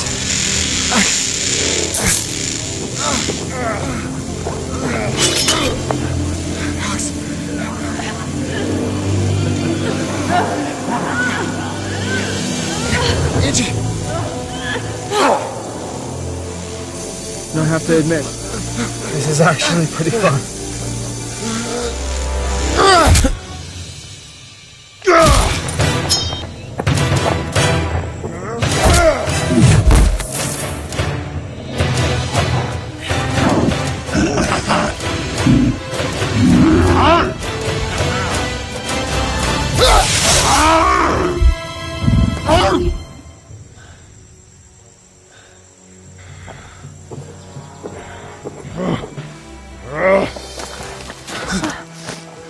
Thank you.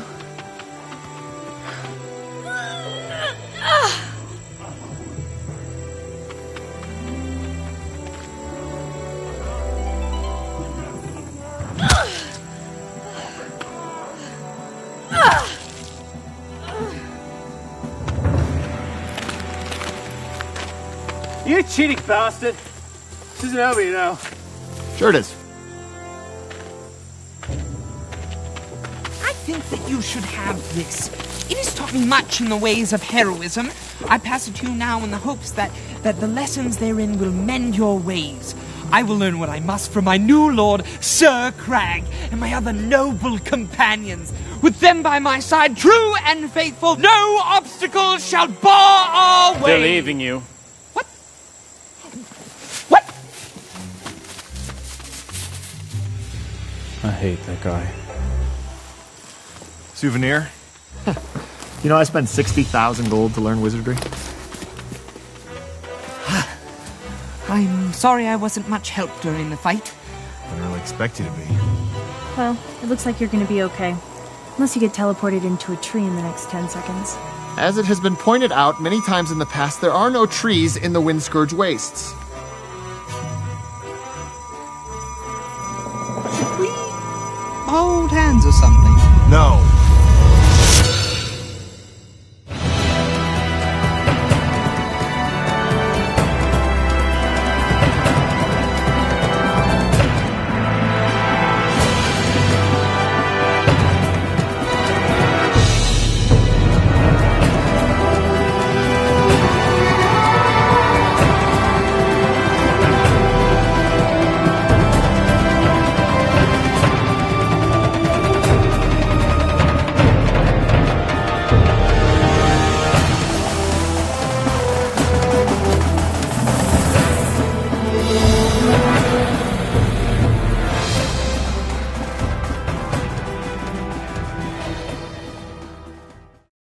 Chicken, bone.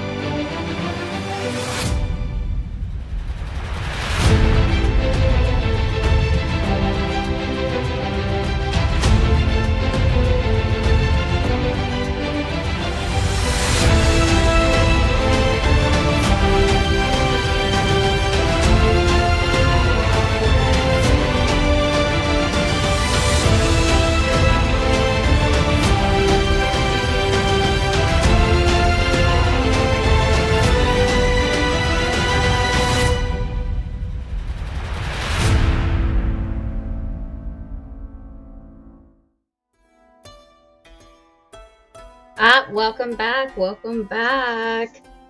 Oh, come on. I had a whole break and I could have burped and I feel it rising. Okay, I don't think I'll do it. Welcome back. Had a whole 15 minutes. You could have burped anytime then. No. Now, though. Yeah. Alright. So, for the viewers, time's gonna be a little nebulous right now, so, don't think everything is in a straight line is the best way to put it. The best way to put it is that this is like downtime and chill time. So, our party gets to kind of do certain things. But first, we are going to get into... At some point in time, you are all invited to Chantao's home base. It is this tall black tower with several red layered plated ceilings. So it kind of goes out this way. An experienced climber like Rashu or Bimori could totally scale this building up. That's how it's kind of layered up nicely. And when you enter, there is this really short, small bridge that goes over a small pond where there are several little candles afloat. The little candles are in little boats, but they are floating in the water very peacefully. And you will actually see some of the Cortesian warriors. You recognize a couple of them, pouring more of these little candle boats into the pond. There is a placard that essentially tells you this is how the people of the Dragon's Pearl will honor their dead. And you did lose some. The dead are in fact honored in front of Chantao's home base though. This is like a public place, so a lot of regular people can come in and do the same thing. But the people that you see being honored right now, you can assume are warriors that you might have seen or met. When you enter, this place is so goddamn pretty inside. It's dimly lit. Almost everything is actually lit by candlelight inside. There are those paper sliding doors, beautiful tapestries, paintings, and when you reach essentially the equivalent of a war room, the table you are met with is a circle with this vast engraving of the map of Shangshan. You can recognize it anywhere, the way where the islands are, how it's mapped out, and in fact there are new pieces added in which you can assume are the new islands, essentially, or old islands, the ones that have deflooded and rose up. You see Melicity and its marker and weird pieces kind of attached to it. You assume that this is like a little whip right now. This is what they have for their war planning. But it is in fact engraved into the table, so if the table is like leveled this way, it's a little bit down. So you can all point and add pieces as you'd like. It is nice and big though. And you are met there. You have Reina, Chantao, Alani is there, Ren, the mute Cortesian Oni from earlier is also there, right beside Chantao.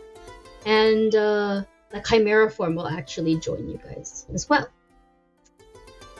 And Ada! I forgot about her! She's there too! Pieces! Deuces! Let's go! She's there! She's a little grumpy.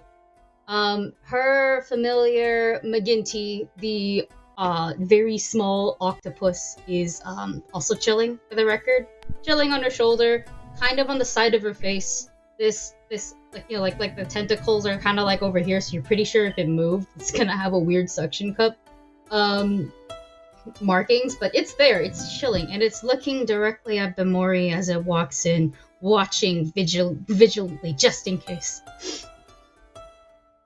You see, wait, I want to just say, on my shoulder as well, I now have a crab that I act like is a familiar, and I'm just like, I'm like at dinner the nights before, like having full-on conversations with my new best friend.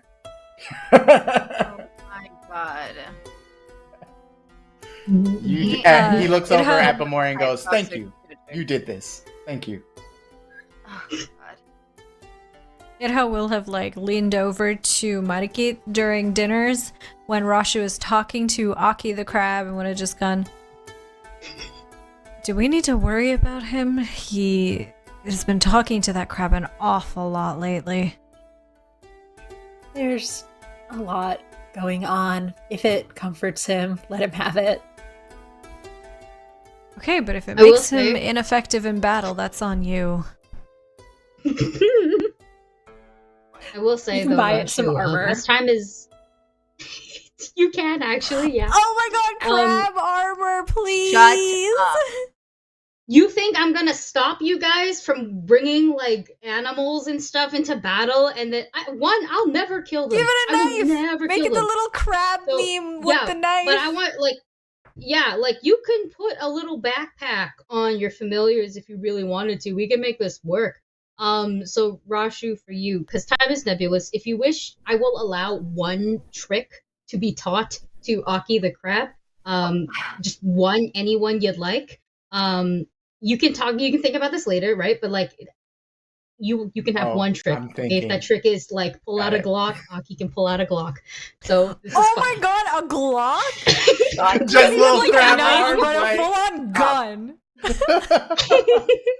Yeah, I have to. You I guys think already Bamori's ever regretted anything more in her natural-born life, or her unnatural-born life specifically. And Rashu thinks this was on purpose, you were trying to teach them a lesson, and now he's he's super thankful. Well, do you think I just threw a crab at you thinking, oh, you know what, Rashu needs a pet? Rashu does think that. Rashu's the same person who thought a thorny crown was a hairstyle. Let's be honest, not the brightest. It's like when you have a cat, you think maybe it's lonely, so you get a kitten, so you're kind of getting a pet for your pet. That's what happened here. All right. As everybody files in, you notice these are everybody that's of importance, essentially. And in this room, you do have, it's a war room. You have your war map and everything. And so it is Reina who will speak first, as Chantao actually gestures to her first, to her younger first.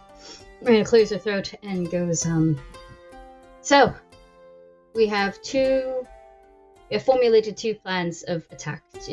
They're relatively the same, but it is more so moving the chaos where it needs to be moved. And when she says moving the chaos, she looks directly at Irha and then the rest of you. Irha gets it first, though. Now,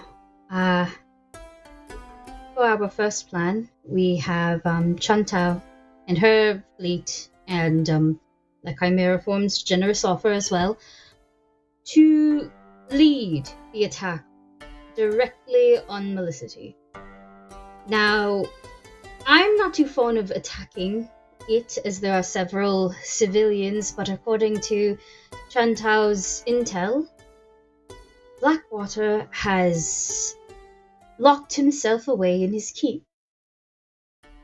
And everyone else, civilians specifically, have moved onto the abandoned, deflooded island.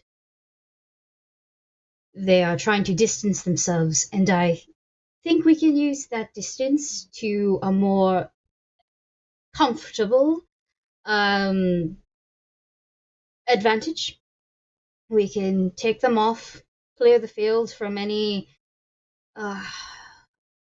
unnecessary casualties or obstacles, and attack full front.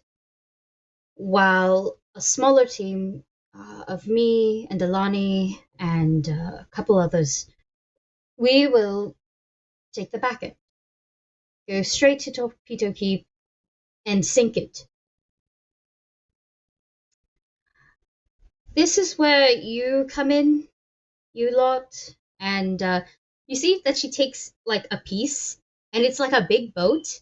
It's a boat figurine, and the boat has little deer antlers glued on top of it, and she puts it in the middle. Essentially, it's close to Melicity. It's close to the big fleet of boats that you see, and it's also close to this tiny boat, tiny little teeny tiny boat, and that is to represent the sneak attack team. And Rena goes, "Now you lot, you can either join the main fleet and cause as much chaos needed to drive all the forces away from protecting Blackwater. Or you could attempt to come with us and help blow up this bitch. This is going to be the quickest war that I've ever read of, that I think, if this works out. But a sneak attack was suggested, and then immediately afterwards proven how useful it could be. So, we just have to make a lot of noise. And, well, you wanted to say."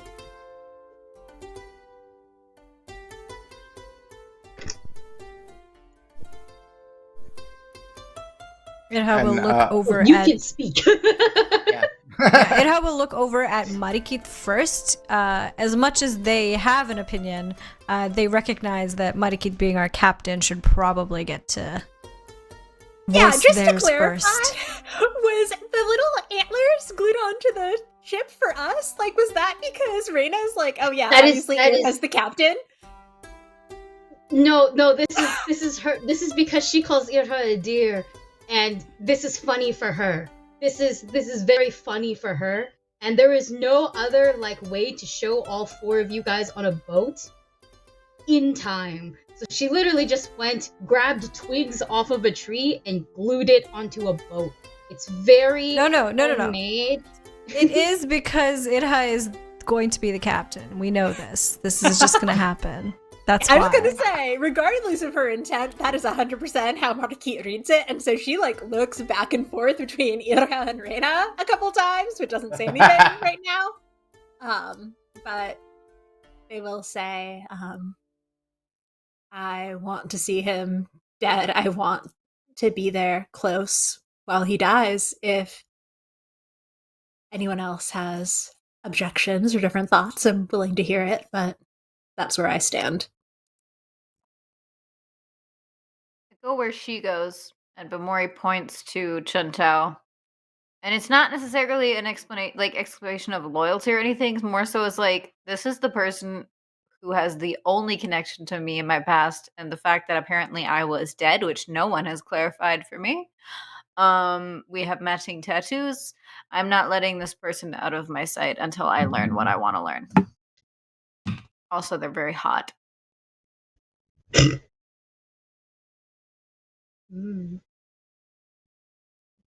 Exactly.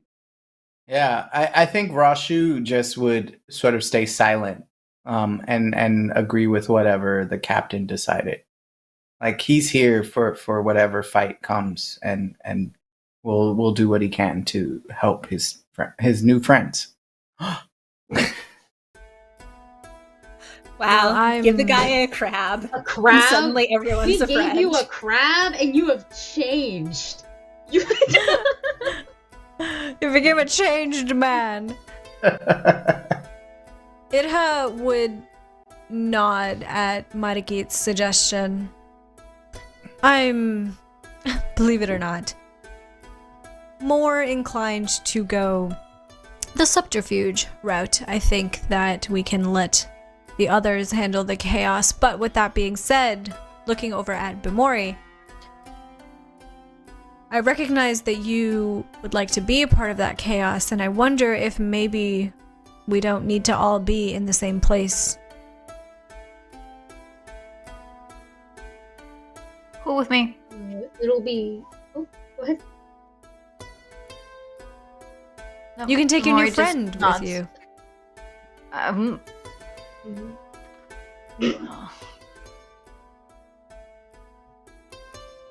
Ew. It is Chantao who will speak next, and she clears her throat. and sits up. And she's not in any armor right now.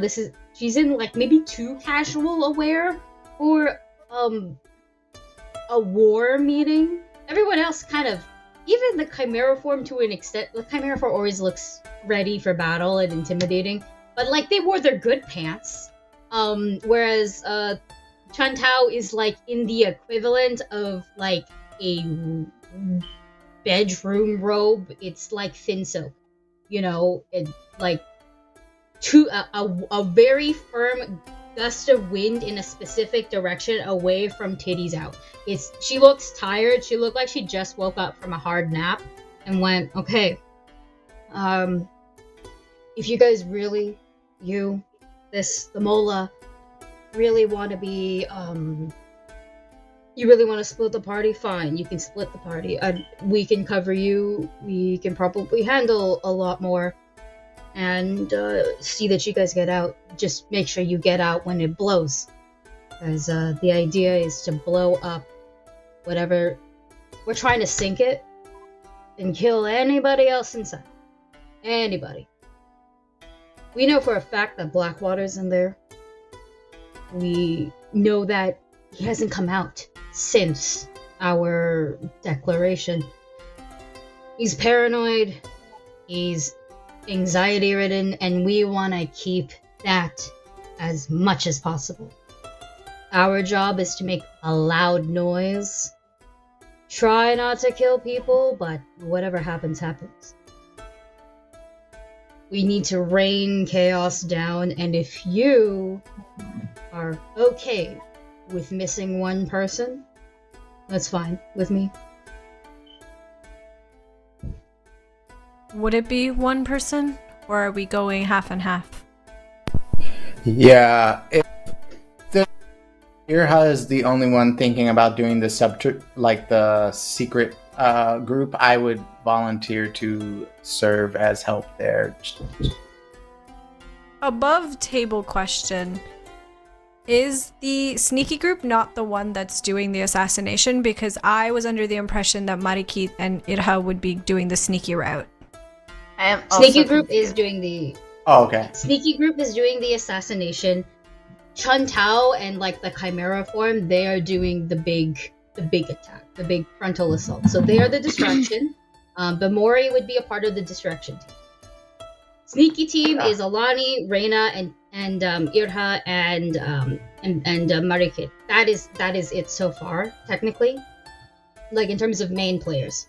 Mm-hmm. Mm-hmm.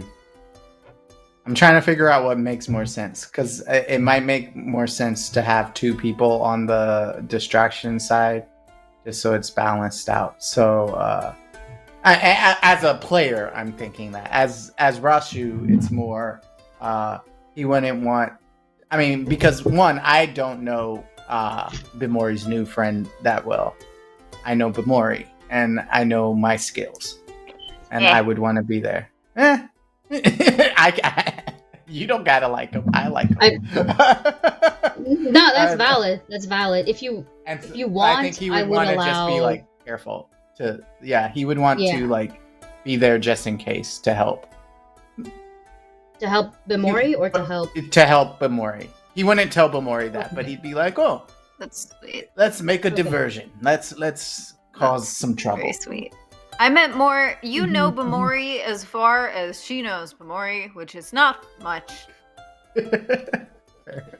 You've witnessed Bamori for an extended period of time. The crab has changed. I love character growth. Yo, I love animals. If you want, this is to everyone. If you want a way into my heart, it's animals. So, just fun fact: my boyfriend works as a vet tech. He said that, and I was like, "Sold." Open animals. I'm. That's nice. That's so cute.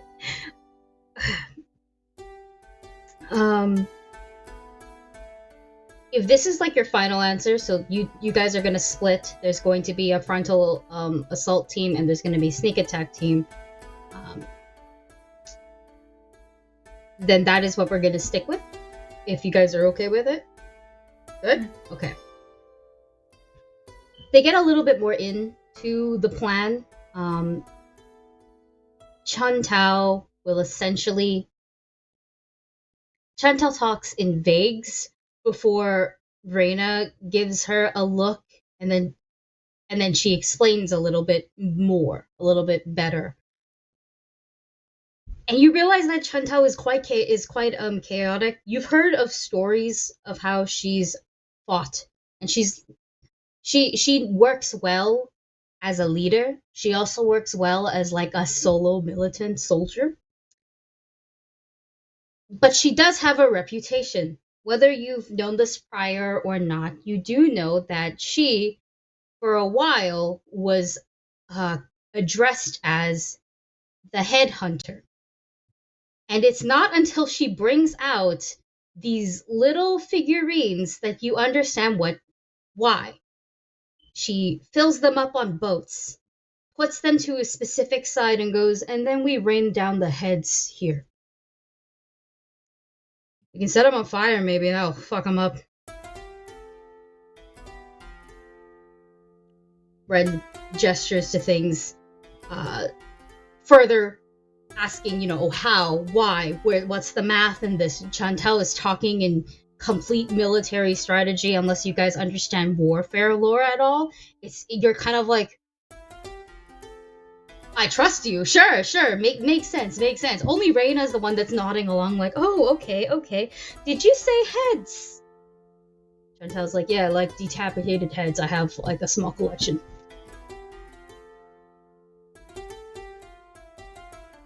It's a thing. And then you guys make those faces. Are you making those faces in characters? Mm-hmm.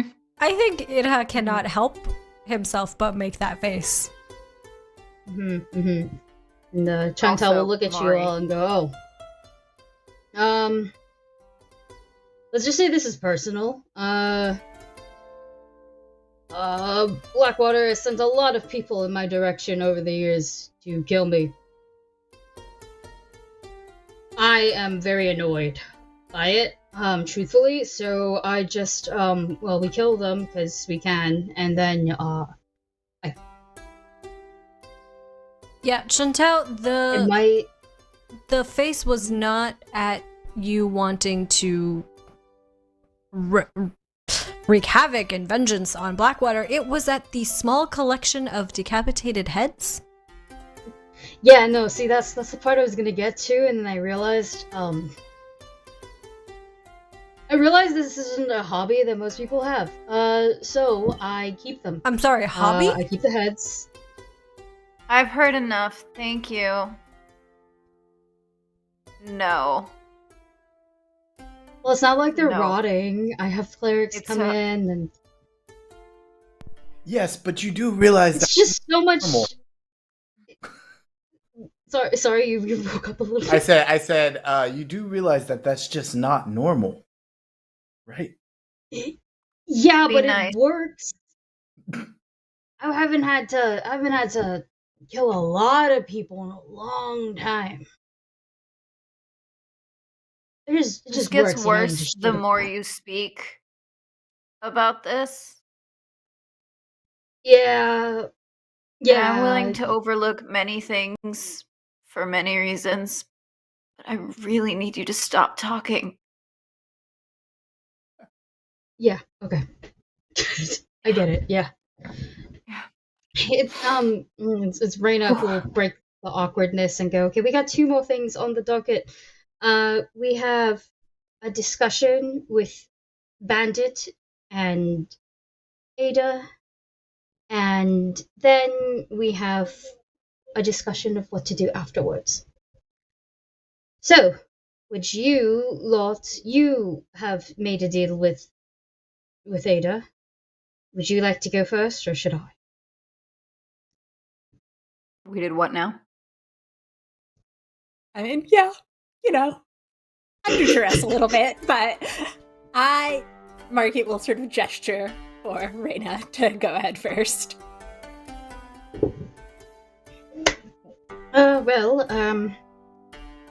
What can we do to secure that you at least will not interfere with our war? You can remain neutral if you ever so desire, but of course your help would be so much more worth it. And Ada, who is like, oh, you noticed me, okay, sits a bit up and goes, well, firstly, I would like what I was promised, which is the medicine. Secondly, if you'd like to strike up a partnership or something, I have been in contact with my dad. And while Bandit can't enter here for legal reasons, Bandit can bargain. So, they want to help, but they need something. I would suggest a steady supply. If you can give us the trading routes, that'd be great. We'd be out of your hair. What if we offered them their daughter alive and not dead? Oh boy. You think I can't destroy this place and get out? I'm here because I want to be here. You're a god of the earth. No, you're here because you need to be here, Ada, if I might remind you. We have something that you need. Yes, Bamori. We're gonna die if one of you doesn't shut up. I don't care which, but it has to be one of you. Why secure the route for your parent, Ada? Why not you? Because unlike the rest of you, I didn't think I got parental issues. I like my parent. I like my dad. We're real good. I'd like them around for as long as possible. Ballad, your dad is really hot. A foreign concept. But yeah, no, that's literally it. Truthfully. Like, I'm not fucking bullshitting. You want shit? Fine. I would just like my dad around for as long as possible. That would be great. I love that Ada just ignored Bamori's comment that was made. What was your comment? I didn't hear it. Oh, I said, valid, your dad's hot. He should be around. Oh, you're walking on some thin ice. I can ignore that comment. So yeah. I can repeat it if you need to. Medicine works. Remaining independent also works. You guys seem chaotic enough, but I mean, what would you really want from us?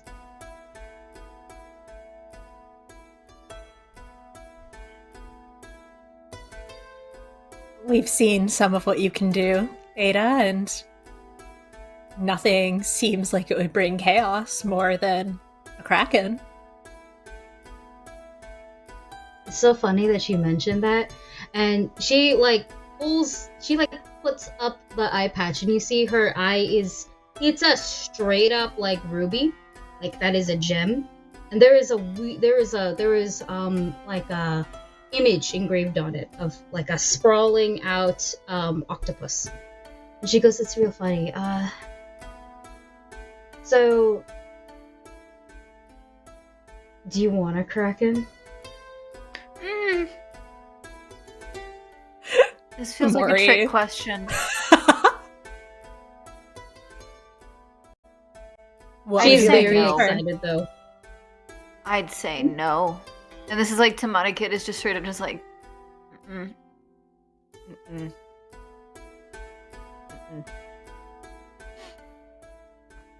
to like whisper to Bamori, like, have you seen it? Like, have I, Aki? Bamori, you would definitely know, and this is a very well-known thing. Anybody who joins Bandit's crew does have to swear this oath of like loyalty. So you might have done it actually too.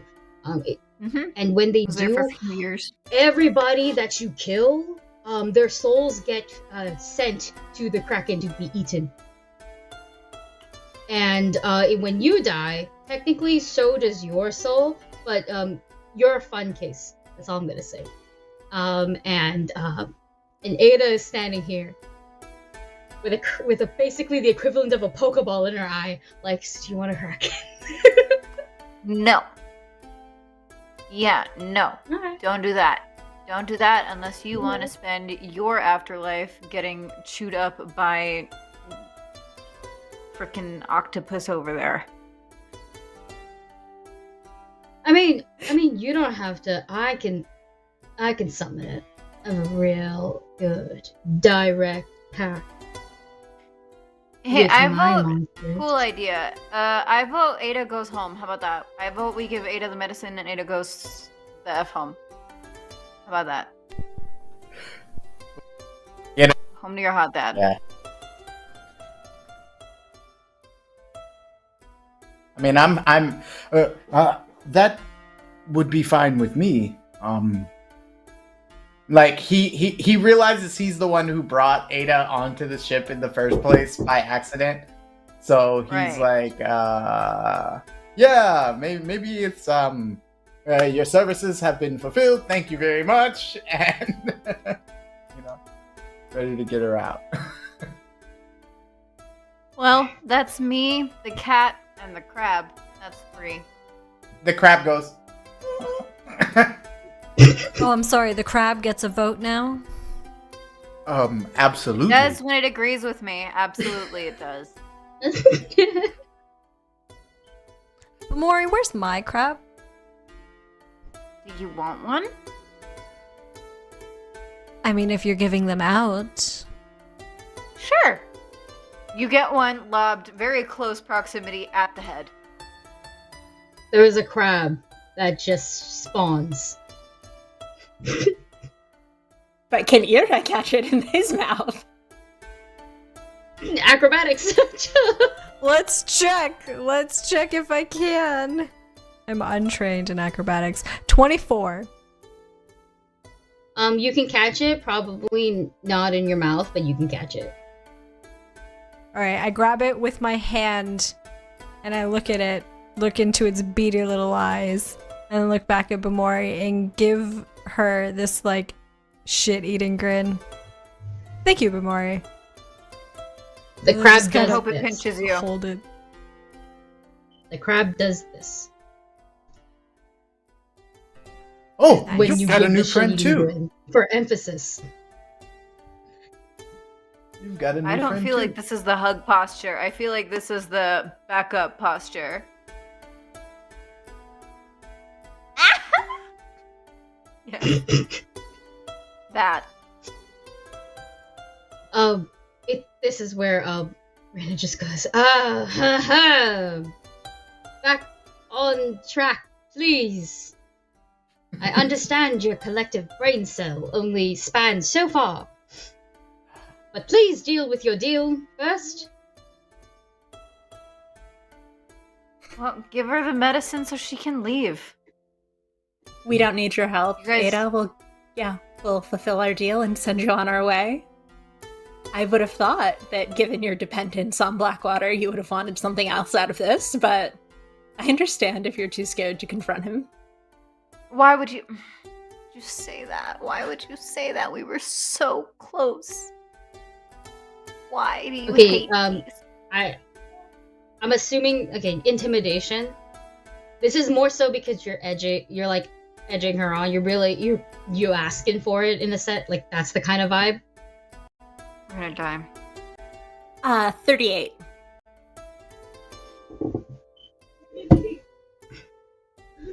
She like tilts her head, squares up a little bit, and goes, "All right. You are not giving me that much to work on here. How's about this? You guys are sneaking in on a boat. I can get you in and out, no problem. All of you. In and drop your shit, out, drop your shit, all that kind of stuff. Or I can give you something that doesn't even require you to get there.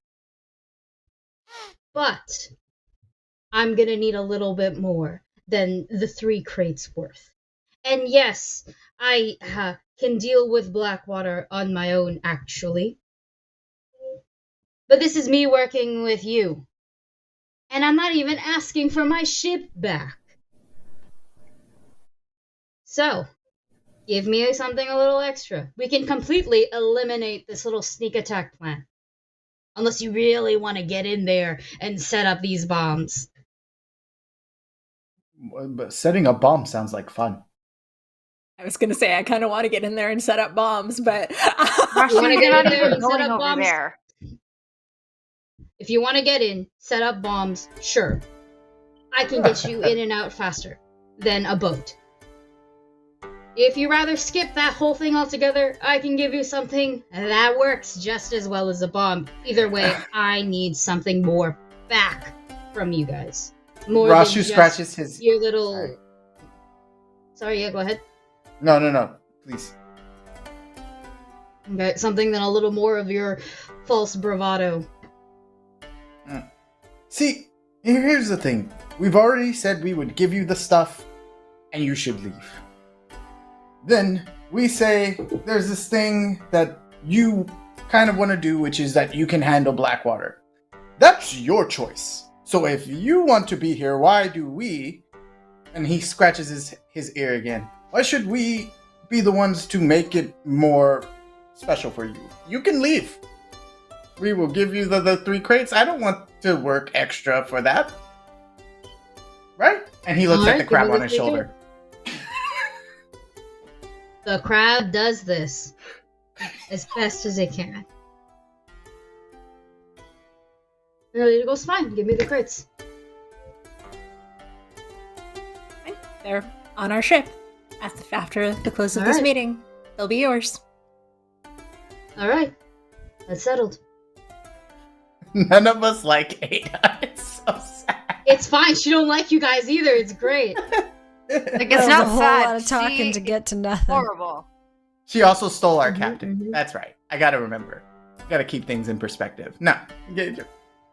She did also free your captain, but... Anyway. Rena just kind of goes all of that aside. We have one more point of business, and that is what happens if we are successful. We have a lot of pirate lords here. We have a lot of major lords here. And she looks at Ada and she goes, we will remain neutral with you. You stay out of our hair after you get what you want and what you promised. We stay out of yours. Far apart. Ada goes, dope. Deal. Wonderful. The rest of you. What do you lot want? You don't have to answer now, just think about it. If you wish to be major lords, I'm fine with a larger circle. But, and she gestures to the previous major lords, these two have expressed opinions. So, and Chantal raises her hand and goes, I want to retire. So bad. Dragon's Pearl is going to remain neutral after this. We're going to remain independent. But I, with Blackwater gone, would really like to retire. Please. I don't want this shit anymore. It's really old.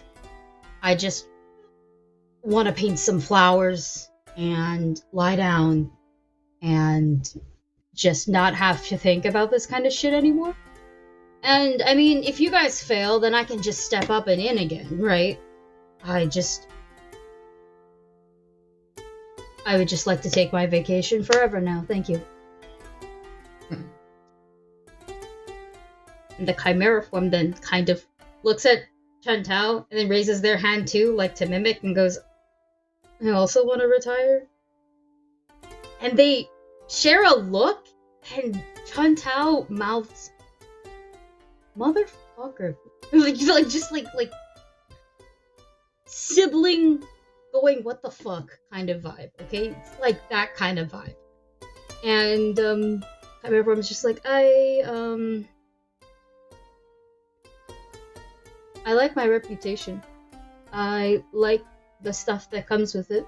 I'm probably going to still get what I get because I am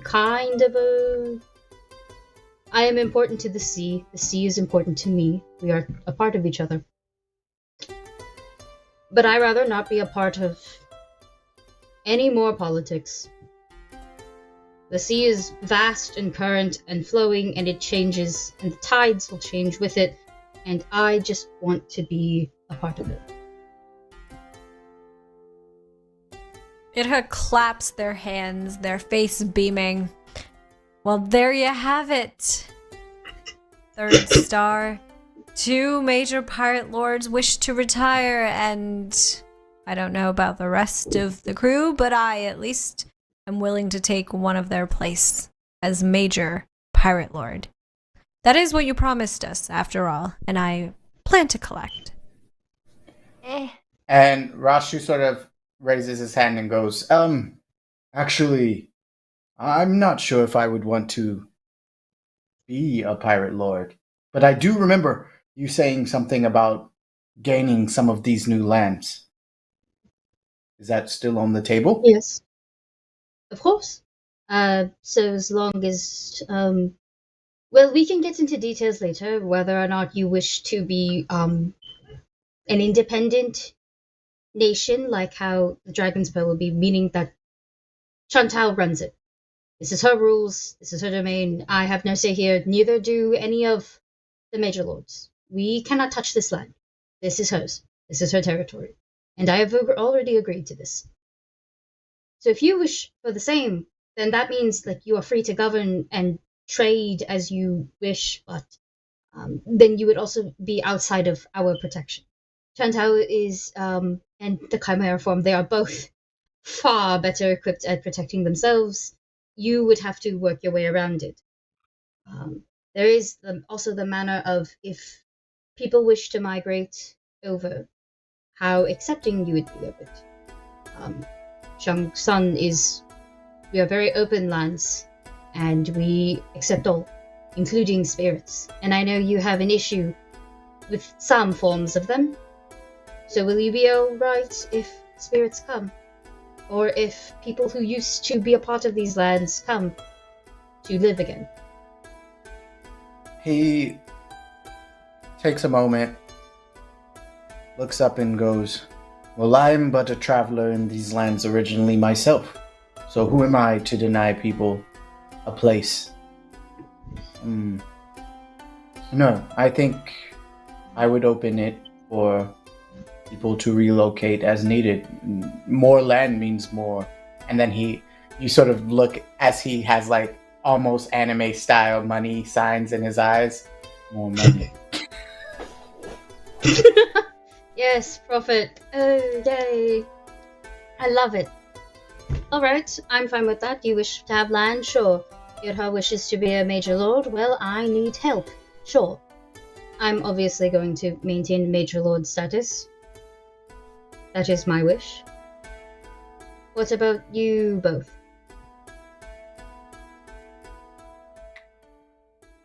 I'll tell you what I want when I remember what I've forgotten. Alright, we'll put a pin in it. A favor.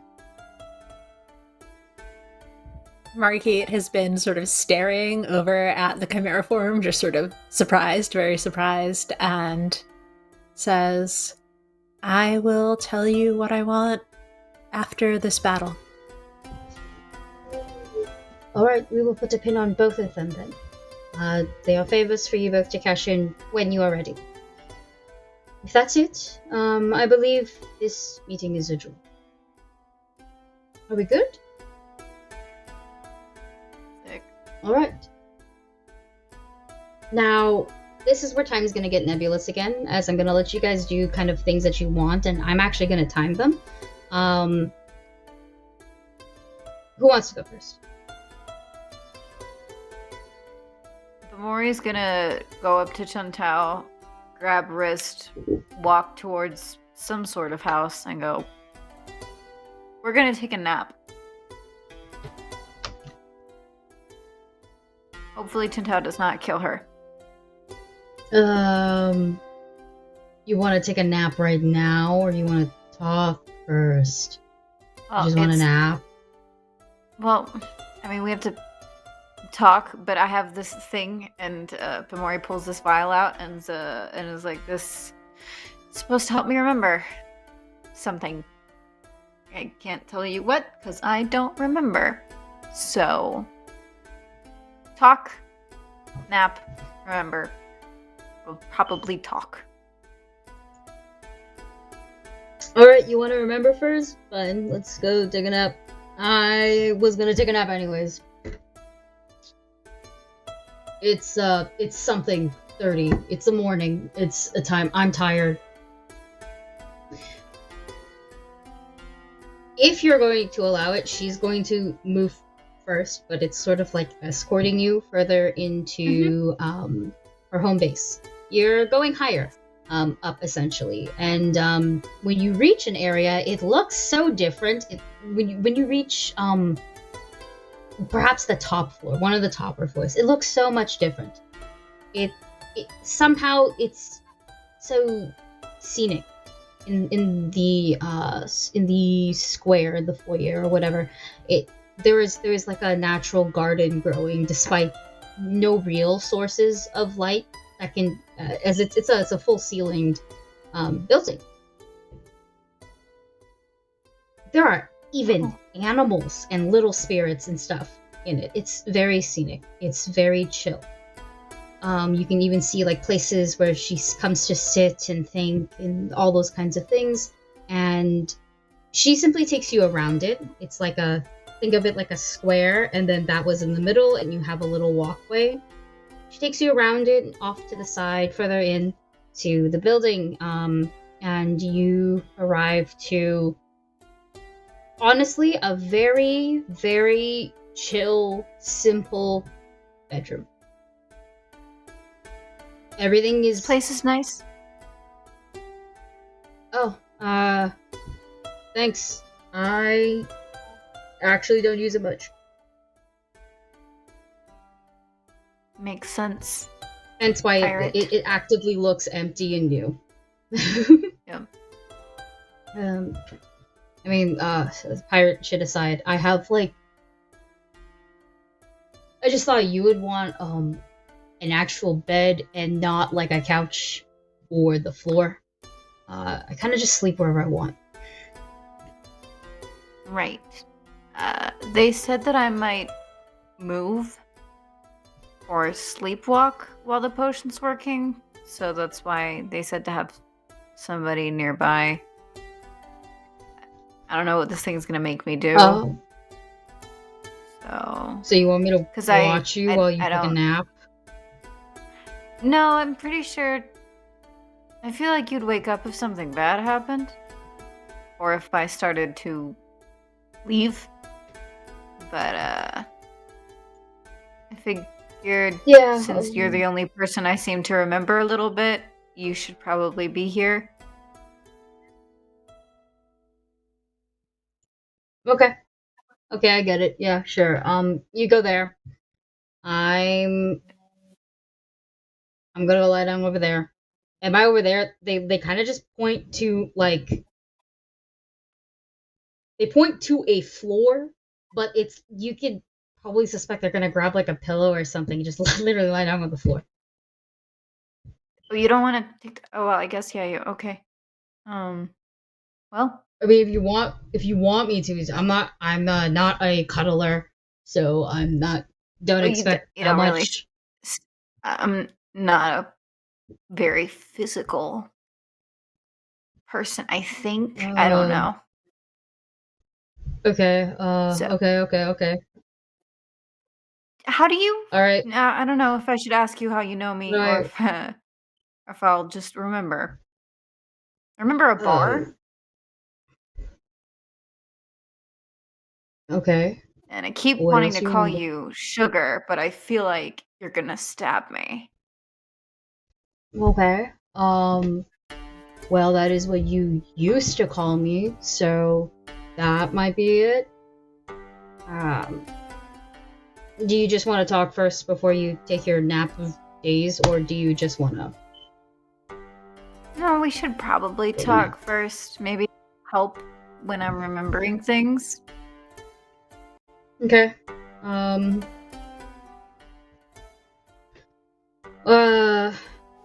have absolutely no idea how you're gonna take any of this, so just let me talk, and then you may react as you wish.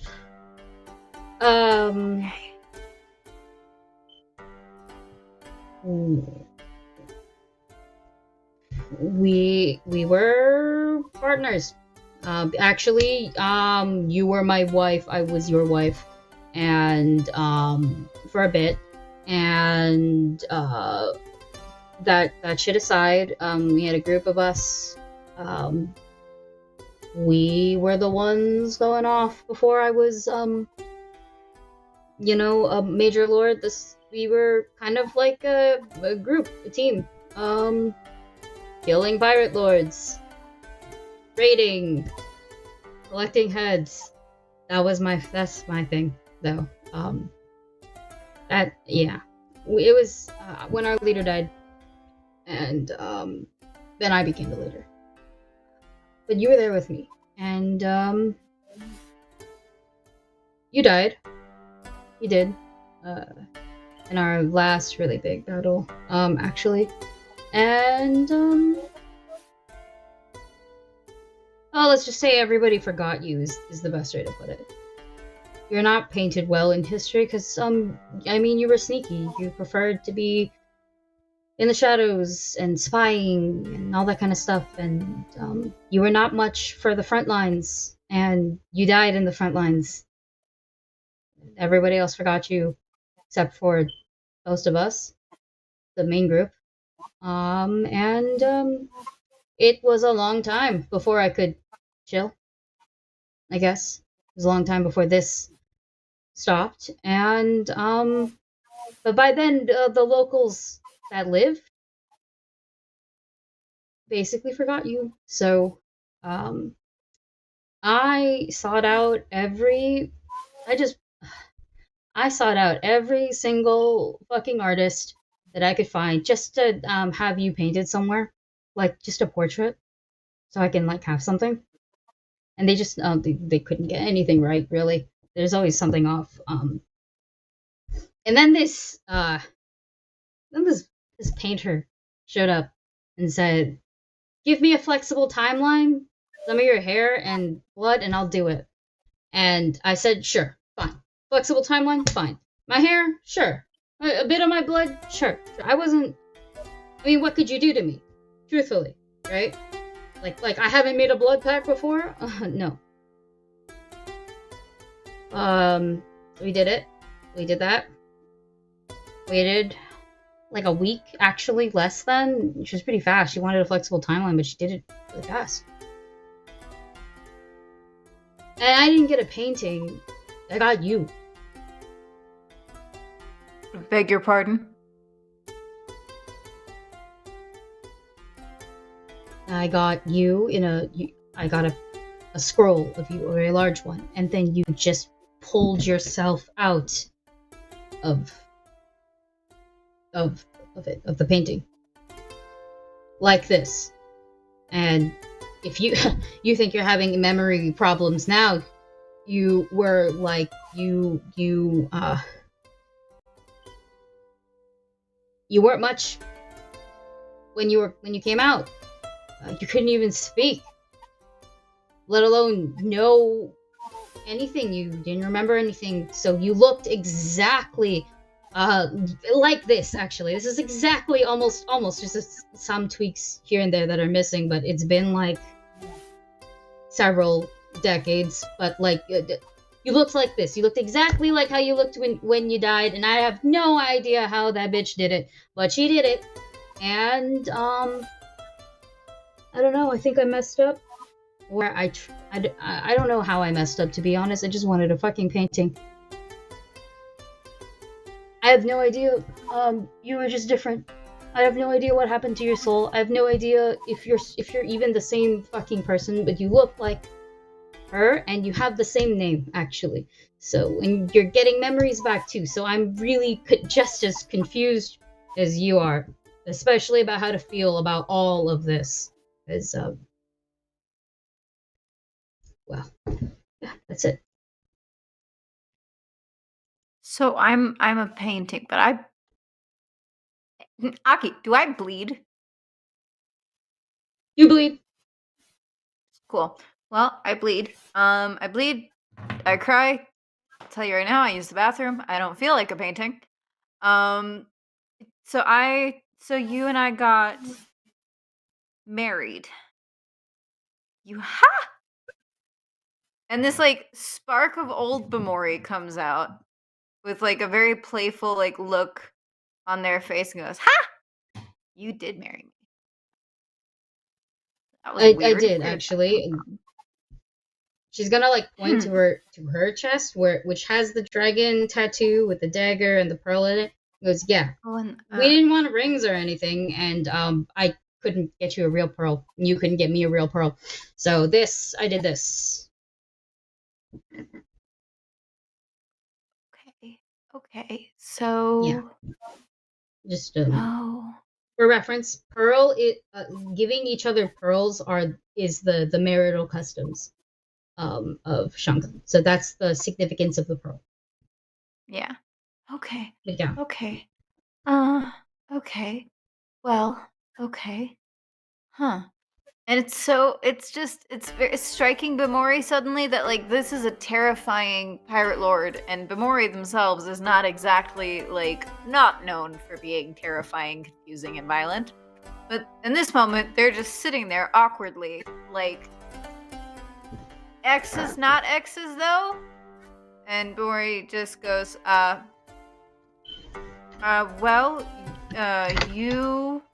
I feel very protective of you, and you're very attractive, and that's that. I feel like I was smoother before. I don't have that anymore. At least not yet. You know what? Okay. And Bamori just... Let's go.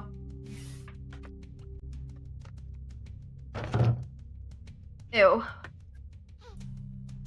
That was disgusting. I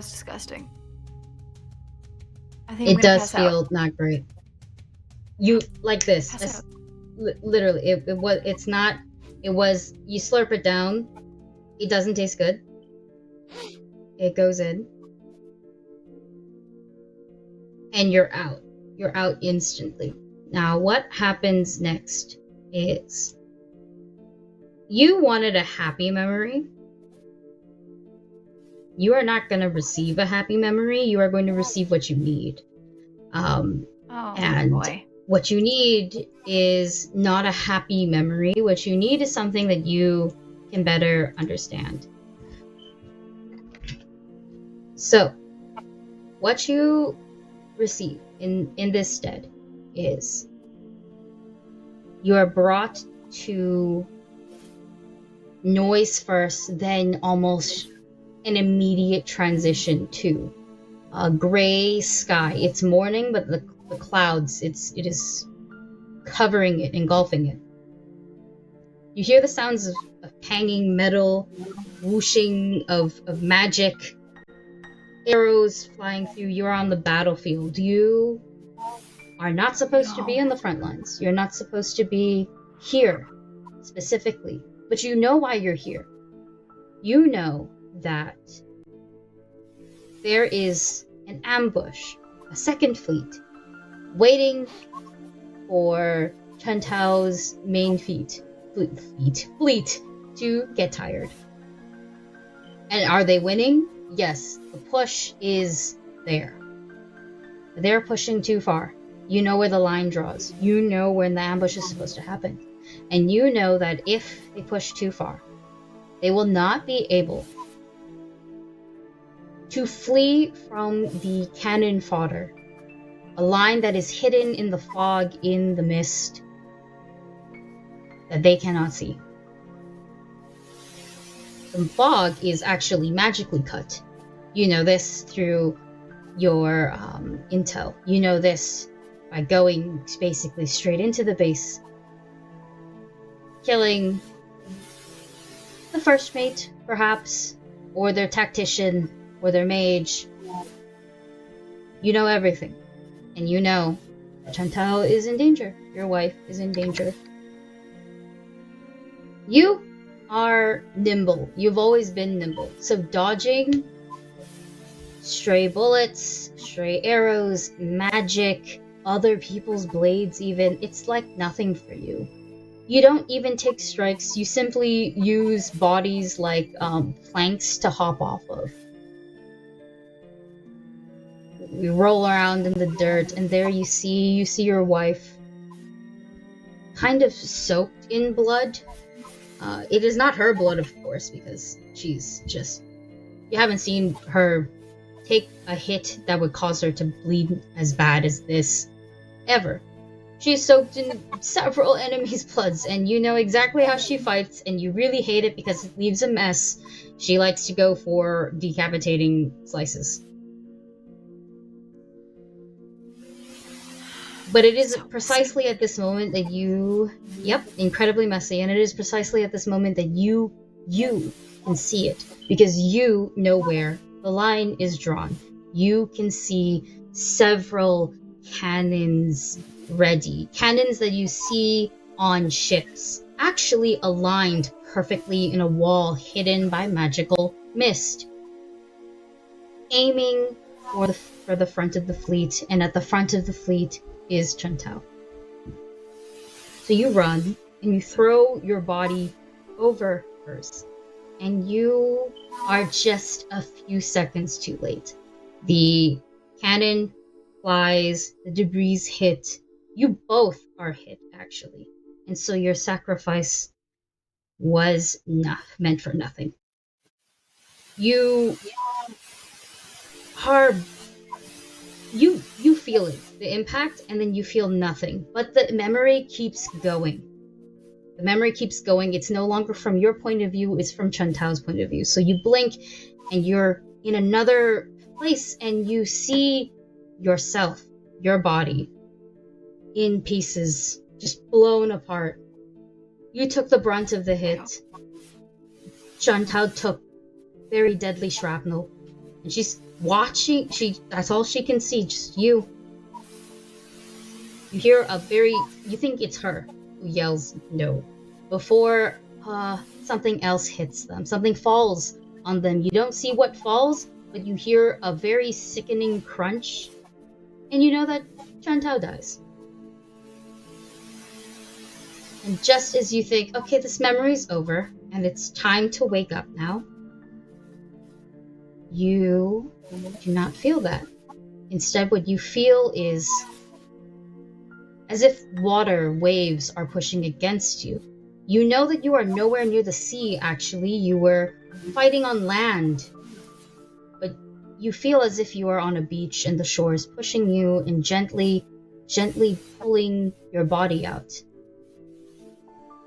And when vision comes, you don't see you anywhere. You see through the eyes of Chantal again.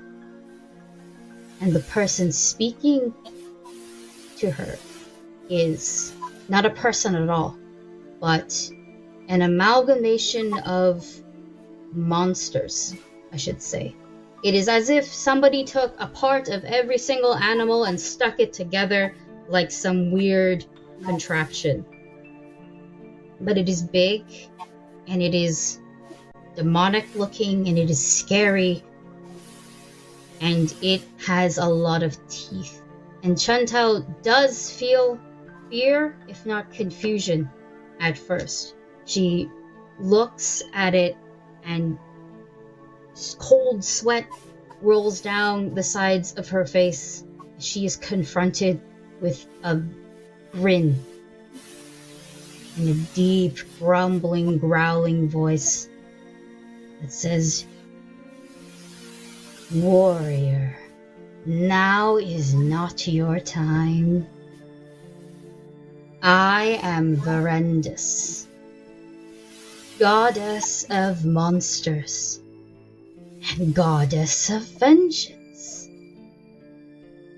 I need you to strike down what tyranny reigns. You will be my soldier, my little contraption and extension of me. And you will strike them down because they have taken from you. Do this, and I will guarantee you a very proper, well-deserved, and good-feeling revenge."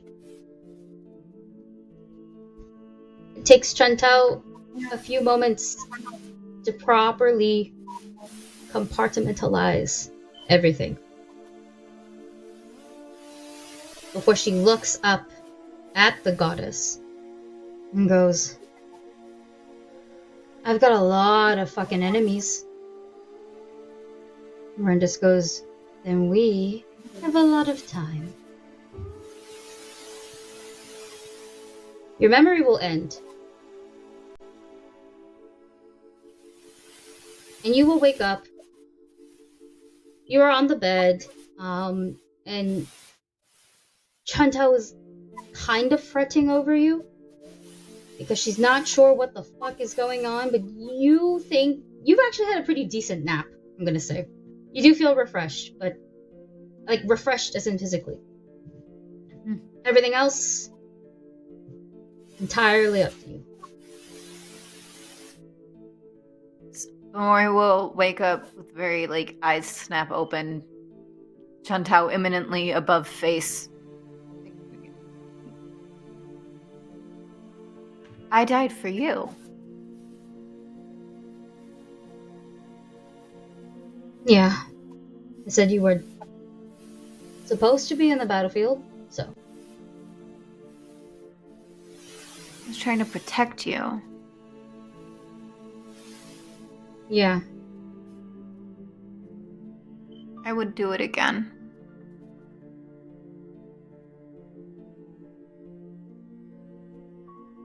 Yeah, I know.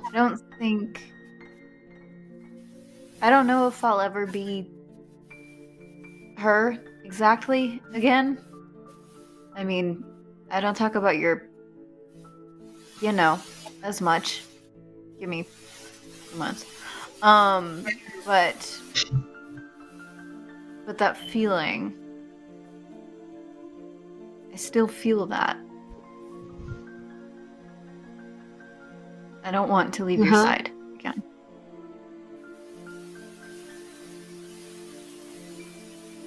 You've given me a lot of issues that I gotta work through, You've given me a lot of issues, a lot.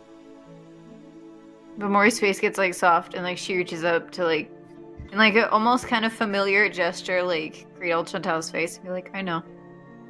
I'm sorry." It's okay. Cool this thing is what couples counseling is for. Okay. I don't think paintings can die, so what the hell is hopefully that? I don't do it again. Okay. Oh. You're a painter. Did you need to know, or do you even know? I guess I woke up on a beach, and I was found by 2 humans, which is kind of my mom's now, because they had to teach me, everything again. Except magic. Okay. I could already do a bunch of that, so they taught me a lot of new things.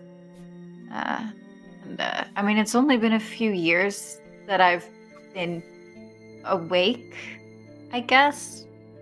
I spent a decade with them, and then bandit for a few years, and been with this crew for like a year or so. So, yeah, no. In context, that is really weird.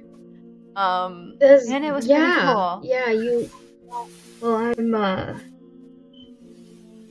I'm just happy you got to actually live a life. That was my biggest worry. Yeah. I did. I have, but not really, because you were missing. I didn't know it was you that was missing, but you were missing, and it's not life if you're not in it. That's all I can. I'm doing my best to be very mature about this, but because you just remembered a bunch of stuff, and I just like trauma dumped a lot. But like, you can say no, and there's absolutely no hard feelings. Like, could I just kiss you right now? Because it's been a long fucking time. Yeah, before Chantal can start rambling, Bamori leans in and kisses Chantal. I think we can end here. Yeah. I think here is a cute little cinematic lesbians. Yeah. All right. Let me 1 second. I didn't have my shit open. Okay, there, it's open. Thank you guys so much for joining, and I did see we got a raid like in the middle of our big scene, so thank you for the big raid. And I saw Nat 20 Productions on there. Hey, what's up, guys? That aside, thank you all for sticking around, and before we wrap up, we're just gonna quickly tell y'all where to find us. So you can find me, Aki, all over the Twitterverse at Akinami_art, and if you're interested in more Pathfinder 2E streams, you can catch me on the G&G and Nat 20 Productions collab at Wayward Acadium every Monday at 8 p.m. Pacific.